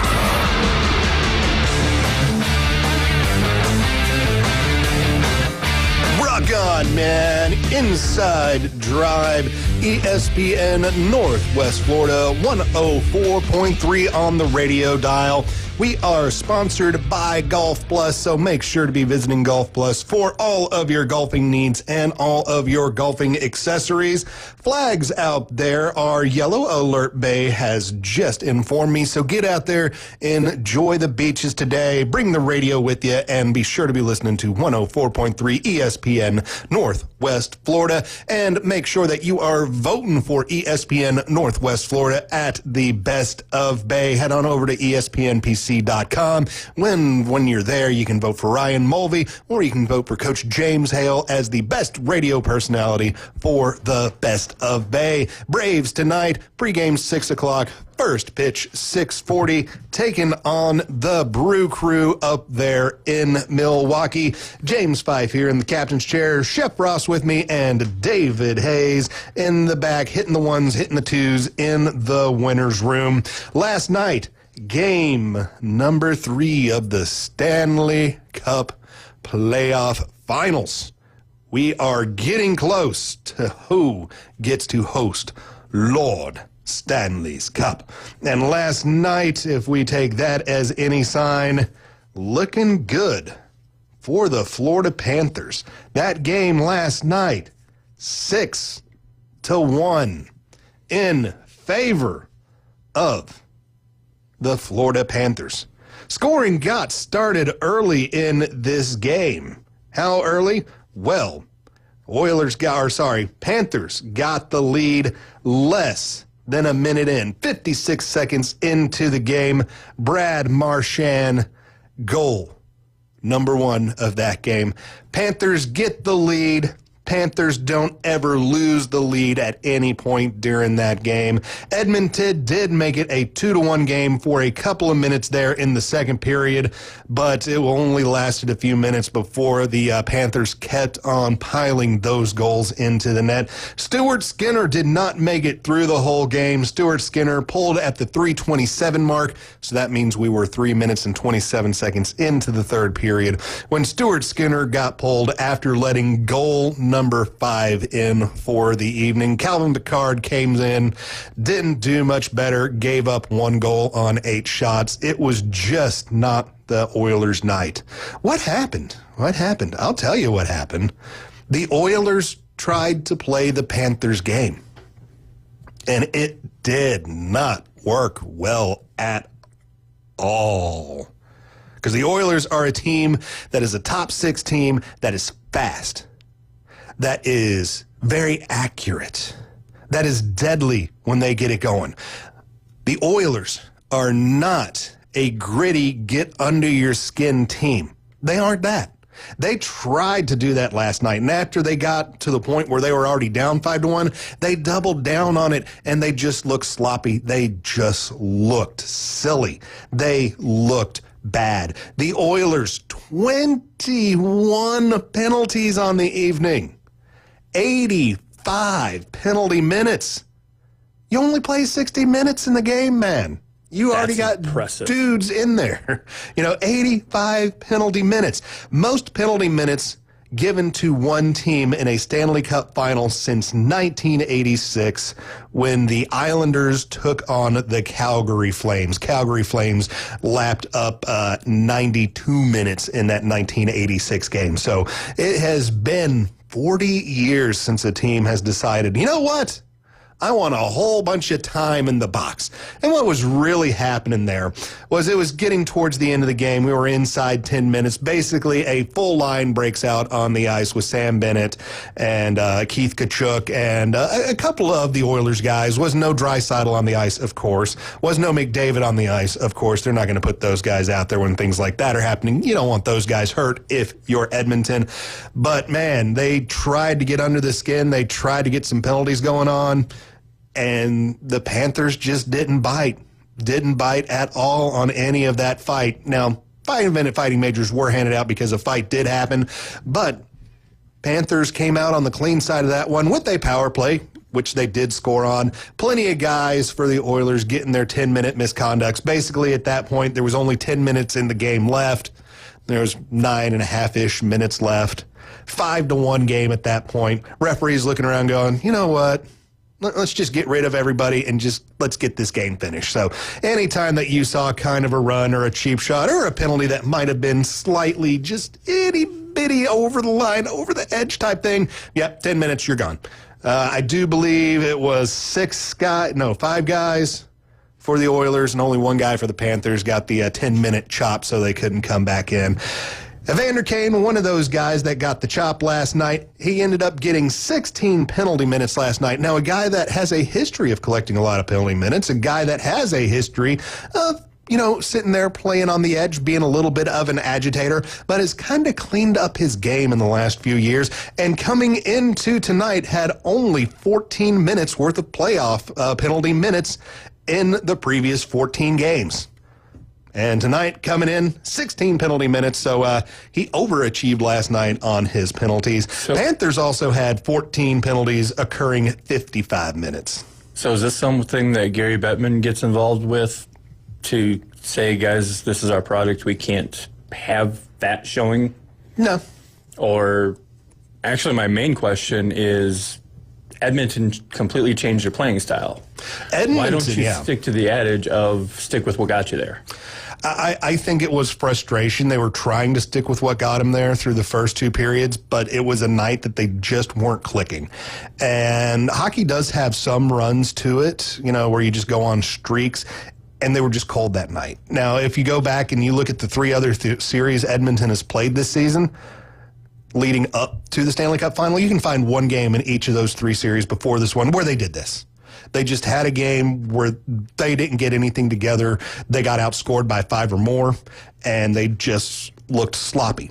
Because they had all the momentum in the world stealing game 1, which was on their home ice. It was on home ice. It was a good game, yeah. Yeah, but they stole that first time, I think, in the history of the Panthers coach that they lost leading after 2 periods. Yeah, it's rare Paul Maurice gives up a lead. Like during the season, he only gave up like 1 or 2 games throughout the season. In the playoffs, once he's got the lead going into the third, it's pretty well locked.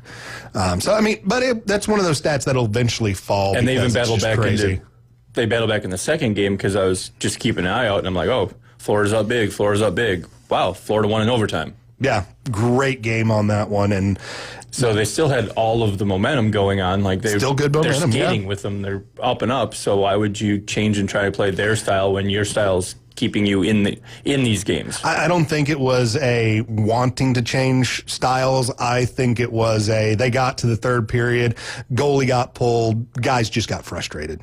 And what we were seeing out there was we were just seeing guys that were just mad at what was happening. You know, they were getting beat. They were getting embarrassed. They were mad about that. They were frustrated that they couldn't get the puck down into the end. You know, they were taking shots. Shots were pretty even last night. Panthers outshot the Oilers 33-31. So it was fairly even, but they were not getting anything into the danger zone, not getting anything into the slot. They weren't getting their break-ins because usually Edmonton is a very quick break-in team. You'll see them go like to the corner of the blue line and hit somebody into the middle to have that quick skater coming down. They weren't getting those last night, so they started with a dump and chase. So they're just getting to the blue line and dumping it in. And you can do that, but with that kind of skill and that kind of talent, you don't really want to give the puck away to have a chance for the other guy to get it.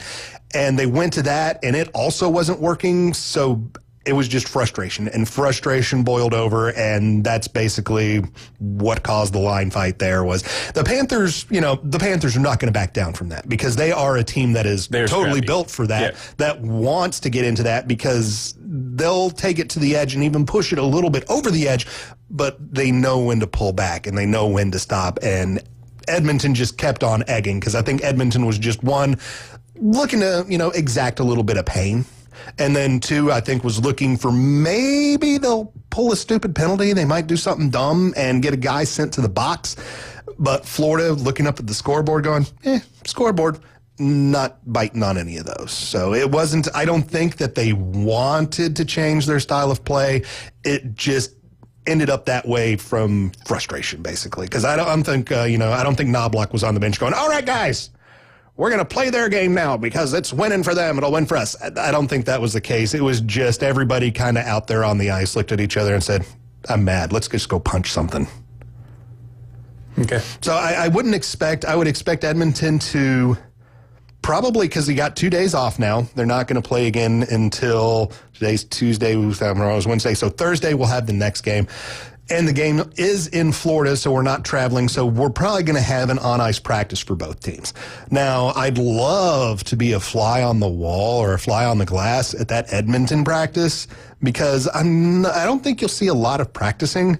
I do think you'll hear a lot of yelling and a lot of reinforcing how we're going to be playing. Like we heard in the locker room Knobloch after the game. Similar, except it'll be Knobloch instead of McDavid. Last year when they were down 3-0. It was McDavid the one that went off. Yeah. At that time, they were down 3-0, and they came back inside the series. Yes. So it could be the same. I'm not sure. It could. And somebody needs to, because McDavid, while getting points, McDavid is racking up points with the assist right now. He's not getting the biscuit in the basket. And he's a guy on that team that you are paying money to score. And you can make the argument, yes, he's scoring. An assist does count as a score.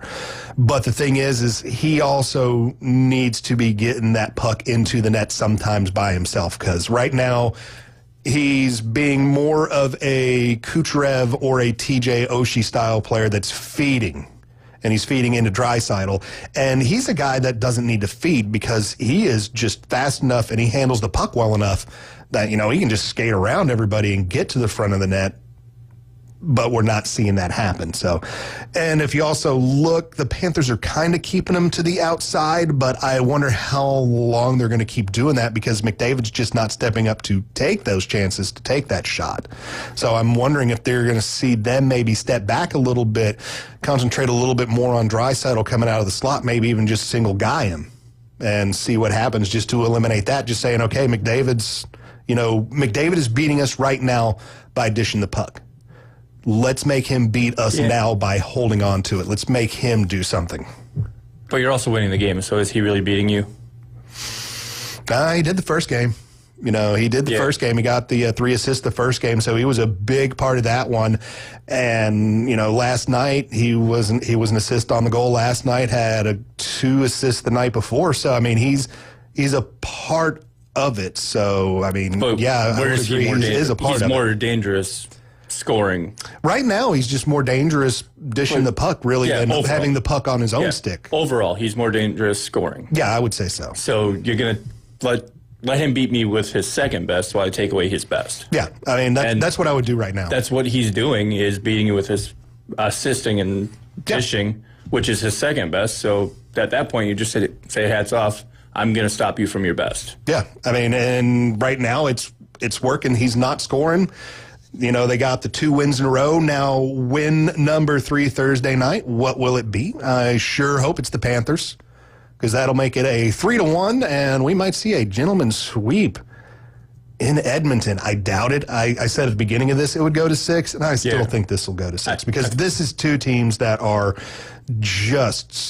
they're pretty evenly matched, though they are built in 2 totally separate ways. Dave, any thoughts on the game last night? The fighting was fun. Outside of that, I wish McDavid and Draisaitl would have got a goal just for betting purposes only. Outside of that, made it an unwatchable game just because of how far. Not an unwatchable game. First period was fun. Second period was like, this was too much tonight for Edmonton. So good thing we had college baseball on to go alongside of that. Not only that, but the Braves finally getting a win. So that was nice to see their explosion. But to the Stanley Cup final, the fights did get interesting because they were going after it, man. And a lot of the times, James, you can attest to this. There's not as much fighting in the playoffs, but once you get to that final series, the Stanley Cup final, there's not as much fighting going on until these games get out of whack like this, and then teams were just kind of, especially Edmonton, trying to get back into the series in a mental standpoint. But that made it interesting, but then it got a little bit too much, right, at the end of the game. But I could see it's just a player's expression of his frustration. So there's that aspect of it. But this series is not done. I think Edmonton gets the next game and ties the series back up, and it goes to Edmonton. I know you see 6 games here, and you could absolutely be right, but I think this series, I think we would all enjoy it more if it goes back to another Game 7 here. Oh, I mean, I always want Game 7 in the Stanley Cup Finals, mostly because I know when it's over, I got to wait till October for more hockey, and I never want to wait that long for hockey. So I do want to see 7, but I am just really feeling the 6. But a 7 would be kind of sweet. Game for some more 7 hockey. in any sport is awesome, but hockey just takes Game 7 to the next level. Even if it's the first-round playoffs, I'd rather see a first-round playoff Game 7 in hockey than an NBA Finals Game 7. And they're still really great, but there's just something about the hockey that brings Game 7 to a whole new level of any other sport that plays series. And speaking of playing series in this Stanley Cup playoffs, no sweeps this year. None at all. The closest was probably what? Florida and Tampa? Florida and Tampa at 5. Yeah. Yeah, that was the shortest. All other series went to at least 6. So nice, fun, a lot of overtime games too. Good overtime amounts. Let's expand that. Was there any sweeps in the NBA? Yeah, there was. You had OKC and Memphis, I believe. Oh, yeah, that was. You had, outside of that, though, I'm not entirely... Nothing stands out to me. NBA. Because Bucks Pacers went 6. Bucks Pacers went 5. Cavs Pacers went 5. Knicks Pacers went 6. Let's see. I think the Cavs might have swept their first series. Atlanta? Yeah. They might have swept there. Boston, did they sweep Orlando? I don't think so, no. I think Orlando Cleveland swept the Heat 4-0. Oh, it was the OKC Heat. Swept the Grizzlies 4-0. And that is it. Okay, so there's only there was 2. There was 2, and they were both 1 versus 8 after having the play-in tournament. Yeah, there you go. So there we go. So do we need the play-in tournament? I don't know. People watch it, so don't get rid of it. I like the play-in tournament. Here's my argument for the play-in tournament is the fact that, all right, if you're 7-8, you rightfully deserve those in the old, in the old ways of it. But a lot of the times we're seeing these 9 and 10. We see it all the time in baseball, right? Those teams who just get hot right at the end of the year. So prove the difference in what game. If you're 7, you're almost like you lose your way out of the playoffs. Then do you even deserve the right to take on the number 1 seed, right? Because if you're the 7 and 8 game, winner of that game gets in, then you still have another chance to play the winner of the 9-10 game to stay in the playoffs. So to me personally, I like it. Yeah, it's grown on me. The only play-in team that did damage was the Lakers, right? But did they really do damage? No. The year the Lakers won, weren't they in the play-on through the bubble? Oh, the first year? They might have. Do we count the bubble year because it was kind of quickly thrown together? Man, you have to count the bubble year because everybody was in it. Well, not only was everyone in it, but when you ask the athletes, they say that was the hardest one to win. So the only people who are sitting there saying, "Oh, we're not counting that," is the fans. The one sport I would look to that was so different because of the coronavirus would be baseball. That would be baseball. But I still 100%. The Dodgers earned that. But in every sport, you go talk to the basketball players. They'll say it was harder because you had all of the players, everyone, and the only thing you could focus on was basketball, right? Yeah. Hockey, same thing, like across the board. So yeah, for us, it was totally different than what we're used to seeing, fans' perspective. But for the players, it was the toughest. So I absolutely count the Mickey Mouse Championships, if you will. This is ESPN 104.3. Coming up next, our $2 bets, and we will go over this day in history. This is the Inside Drive, sponsored by Golf Plus. ESPN Northwest Florida 104.3 is where your radio dial is. Mornings on ESPN Northwest Florida just got unsportsmanlike. I buy socks from the supermarket. Is that weird? Yes, that's strange. Supermarket socks? I support it. You're going to rip every sock anyway. No, some socks are very nice. Yeah, you want to take care of them. There's a certain level of comfort. I like supermarket socks. Well, if you like it, then you like it. Yeah, you like it, but I assume that you like it because you don't know no better. Evan, Canty, and Michelle. Weekdays 5 to 7 on ESPN Northwest Florida. Get ready to discover new adventures this summer and hit the road in a new Kia from Bill Bird Kia. Our SUV family is built for all-in adventures and endless possibilities. Stop by Bill Bird Kia and test drive a new 2025 Kia Soul, Seltos, Sportage, Sorento, or Telluride. You'll find the perfect balance with comfort, safety, and technology. Now offering 1.9% APR up to 60 months on the purchase of a new 2025 Kia Sorento.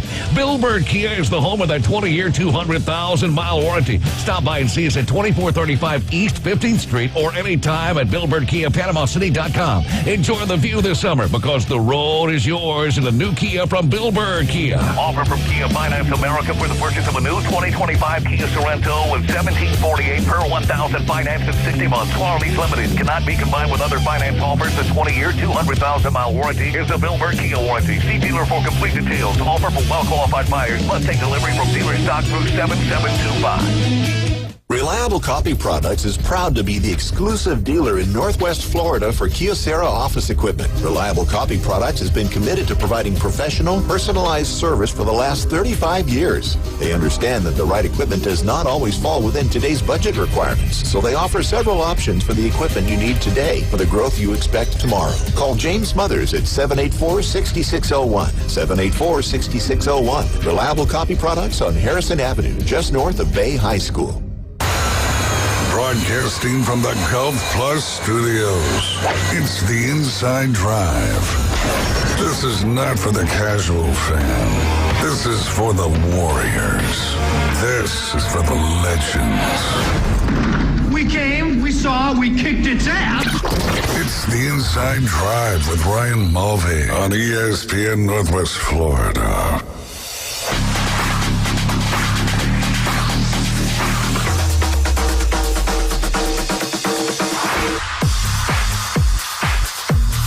ESPN Northwest Florida. This is the Inside Drive, sponsored by Golf Plus. Be sure to be visiting Golf Plus for all of your golfing needs and accessories. 2 locations, one up in Dothan, Alabama, off of Montgomery Highway, and the other one right here, Panama City Beach. Shops at Edgewater. James Fife, Chef Ross, David Hayes. This is the Inside Drive, and be sure to be voting for the Best of Bay. We here at ESPN 104.3 Northwest Florida have 2 contestants in the Best of Bay. Head on over to ESPNPC.com and vote for Ryan Mulvey or vote for Coach Hale for Best Radio Personality in the Best of Bay. Braves on tonight, 6 o'clock pregame, 6:40 first pitch at the Brewers, taking on the Brew Crew. And you can follow us on Facebook, Twitter, Twitch, and YouTube. We are live streaming on all of those as well, so be sure to like, follow, and subscribe so you know what is going on right here at ESPN Northwest Florida. 850-215-6290 is the phone call to make if you want to get on the air and hang out with us for our $2 bets or for this day in history. I will get the betting started for a whole $2. I will take the Giants of San Francisco to beat the Rockies of Colorado. My $2 bet, if it hits, will return me $2.89. Chef Ross, what you bet? All right. Let me put the $2 in here. Here we go. I am taking the Twins to cover 1.5, the Brewers to cover 1.5. I'm sorry, Twins plus 1.5, Brewers plus 1.5, and the Angels to outright win. My $2 pays out $8.01. All right, David Hayes. Oh, this one is tough this afternoon. You'd think that by now, every time you're hosting, I would kind of pre-plan these out so I could have these ready to go. But, I love shooting from the hip. And you don't know what can change between, 10 o'clock in the morning and, 1 o'clock in the afternoon. Lots of changes can happen. That's a great point. I'm trying to look for who the biggest underdog that I like this afternoon is. But what we'll do instead is we'll take, we talked about the Mets metting it up. Well, how about the Nationals take care of business tonight? I'll take plus 130 on the Nationals, and I'll take the over of 7.5, and we'll put $2 on that, and that will be an $8 dub right there. $7 really winning it, or $6. But yeah, we'll go with the Nationals to win and over 7.5 runs. All right, sticking with baseball because it's the only thing I am familiar with playing tonight. Tennis, bro. Come on. I am not touching that with a 10-foot pole because I know nothing about it. I mean, McCall Ulbricht right now is minus 110 at 1250. Dog, tap in. I mean, he gonna hit that ball over that net and have the point score. You can actually watch the games while they're playing, too. That is kind of a nice thing about the Hard Rock app is it does carry a lot of those things for you so you can keep up with it. Helps make you just that much better of the degenerates that we are. All right, my next one. The New York Yankees get the win over the Kansas City Royals. Aaron Judge will be over half of a hit, and Bobby Witt Jr. over half of a hit, and I am taking the over on runs at 8.5. So that's a Yankees win and over 8.5 runs, over a half a hit for Judge, over half hit for Bobby Witt Jr. My $2 bet, if it hits, will pay me out $9 American dollars. All right, Hard Rock put this one together for me, but I really do like it. So here we go. They put it together for you? It's one of those suggestive bets. Gotcha. Aaron Judge over 2.5 bases. The Yankees to win. Max Fried over 5.5 strikeouts. My $2 pays out $10.50. Here we go. You got one for us, Dave. Yeah, I'll do a Braves-Brewers, 2 players apiece. We'll do Austin Riley, Ronald Acuna Jr. to grab hits tonight. Not home runs, just hits. And then Jackson Chourio and Sal Frelick to grab hits. All right. $2 to win $7.20. My last one. Here's my big swing of the evening. Cubs for the win. Over 9.5 runs on the day. PCA over half a hit. Kyle Schwarber over half an RBI. My $2 bet, if it hits, will return me $20 US. Nice. Chef, you got another one you're thinking of? Remove all. All right. Since I'm very confident Max Fried tonight and Aaron Judge tonight. Oh, yeah, that's Let's go. I like it. Let's go. Aaron Judge to hit a home run. Max Fried to still get his 6 strikeouts. $2 wins me $12. Excellente. Nice one right there. Dave, got one more for us? All right. Let's see what's going on in the world of soccer, where everything is over here. Baseball, and I'm not seeing any. How about this? I'll take England is minus 210 today against Senegal. I don't even know what brand of soccer this is. It's just international friendlies. I'll take England minus 210 at 145 today. That'll win me absolutely nothing, but it'll show up green in my bet slip. You get your $2 back. There you go. Cheers, Gabna. Teas and crumpets. Teas and crumpets all around. Yeah, Canada's playing somebody I don't even know of, like Isle of something or else, because I looked at the soccer bets. I didn't even go over there. I don't know enough about soccer. Don't they're follow going it Ivory enough. Coast, bro. Oh. Yeah, so actually that would be, yeah. Parlay those two, Canada and Oh, England? no, because I would probably go with Ivory Coast right there. That's where Didier Drogba played at. He's like one of the only soccer players I know, so. Oh, I don't even know where Ivory Coast is. It's on the make a good coast soap somewhere. On the coast. On the Ivory Coast, even. Yeah, they make a very good soap at Ivory Coast. Yeah, They certainly do. It's off the west coast of Africa. So, yeah, right there, you know where the bend in Africa is? It's in there in the bend on the west side of Africa. They're running from Lions and Tigers. So Yeah, on the they're Atlantic good side. Soccer. They got some World Cup qualifying going on today. Ooh. Does anybody actually make it now? I think we're still in the know. round robin stages and all that kind of stuff. It's qualifying, I so- slightly keep up with that and don't keep up with it super We're not even in the hardcore. round robin yet. It's qualifying. So just still quals. Okay. Yay. World Cup. And It's U.S. is playing, so sometime. that means we haven't USA qualified. is hosting. When are we hosting that thing? Is it 2026 or Is it 26 know. or 27? We'll see. Somewhere in there. It's going to If have. it's not 2026, it'll be 2028, right? Yeah, sure. Club World Cup to be ready for 2026. So Because they'll have. Don't they're they do playing. every 4 years World Cup? Yeah, it's every 4 years. So. yeah, it'll be 2026. Okay, 2026. And it'll be in year, boy. Be in Mexico, U.S., and Canada. I do believe Yeah, are North hosting America, all three. but you know, Yeah. we'll claim. We're going to claim it because we should have had like PC send in like we could have had like Frank Brown Park ready and like played some World Cup games there. Yeah, that would have been the Arnold phenomenal. Marlins playing in the World Cup. Hey, there you go. Now think- I would have paid to see that for sure. You think they'd let us in? I highly doubt it. All right, let's move on into this day in history. It is Tuesday, June 10th. And on this day in 1978, Affirmed, ridden by Steve Cawthon, wins the Belmont Stakes to capture the Triple Crown in one of the greatest battles in racing history.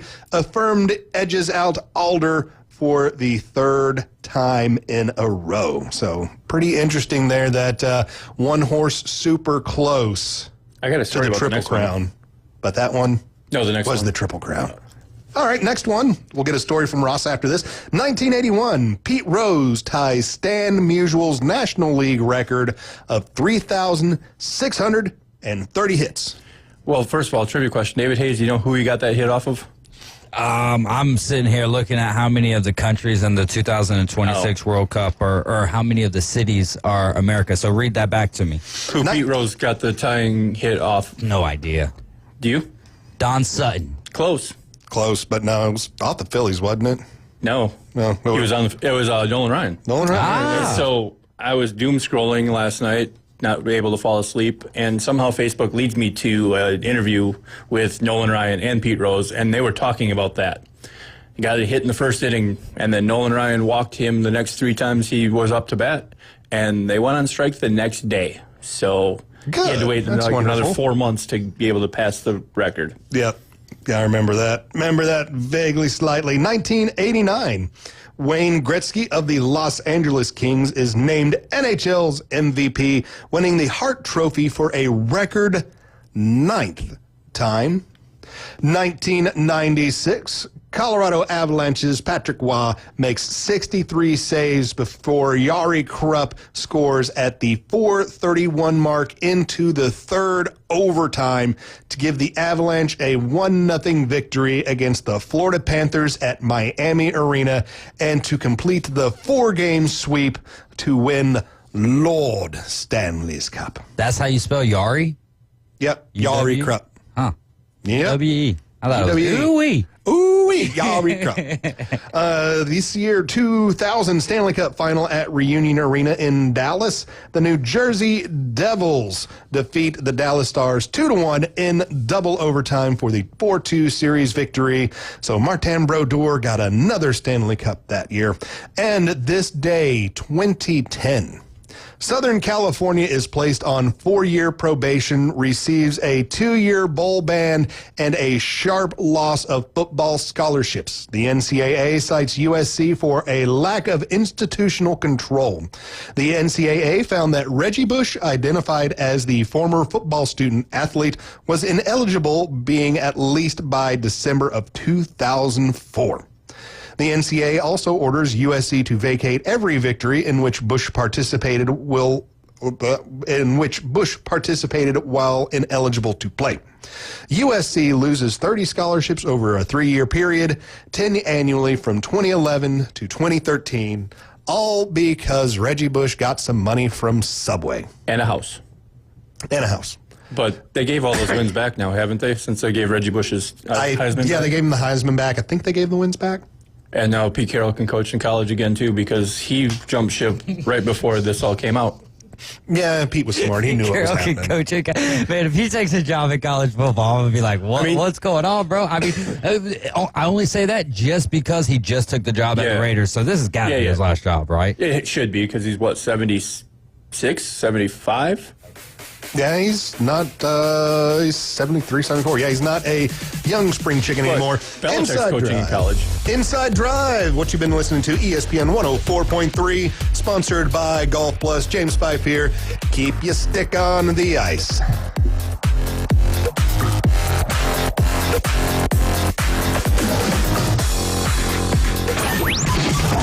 ESPN Northwest Florida. Here's what's happening. Hi, this is Ryan Mulvey, and thank you for nominating the Inside Drive on the 2025 Best of Bay. To vote for the Inside Drive as the best radio show in Bay County, go to ESPNPC.com and click Best of Bay. And remember, for a brighter future, vote the Inside Drive in 2025. This message funded by ESPN Northwest Florida and the Committee to Elect the Inside Drive. This is Joanna with ESPN Northwest Florida with your Tuesday's weather. The rest of the day, there will be a gentle breeze out of the southwest, some sun and 86. Possible thunderstorms and partly cloudy skies tonight, about the same at 79. Tomorrow, likely thunderstorms and a light breeze right around 5 miles per hour with a high of 87. About the same at 89 Thursday, and we'll have some sun in the morning followed by likely thunderstorms. This forecast is brought to you by Earthworks of Northwest Florida. Thank you for listening to ESPN Northwest Florida. Rely on it. Get ready to discover new adventures this summer and hit the road in a new Kia from Bill Bird Kia. Our SUV family is built for all-in adventures and endless possibilities. Stop by Bill Bird Kia and test drive a new 2025 Kia Soul, Seltos, Sportage, Sorento, or Telluride. You'll find the perfect balance with comfort, safety, and technology. Now offering 1.9% APR up to 60 months on the purchase of a new 2025 Kia Sorento.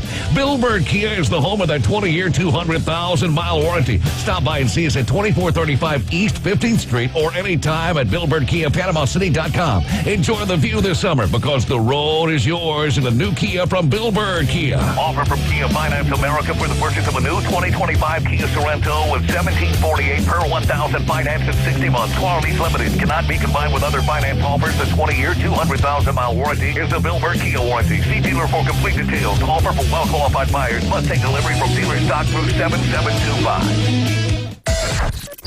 WPLQ Port St. Joe, WGSX Lumen. Powered by Panama City Toyota. ESPN Northwest Florida.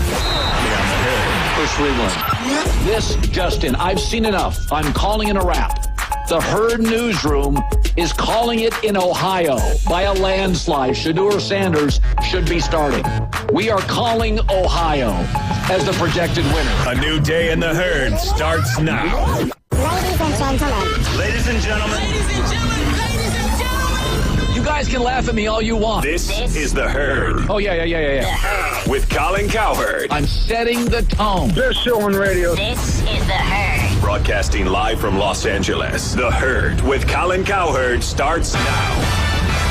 Oh, it's a Tuesday. It's a good one today. Urban Meyer and Nick Wright and Albert Breer and J-Mac and me. This is going to be a good one live. It's the Herd, wherever you may be and however you may be listening.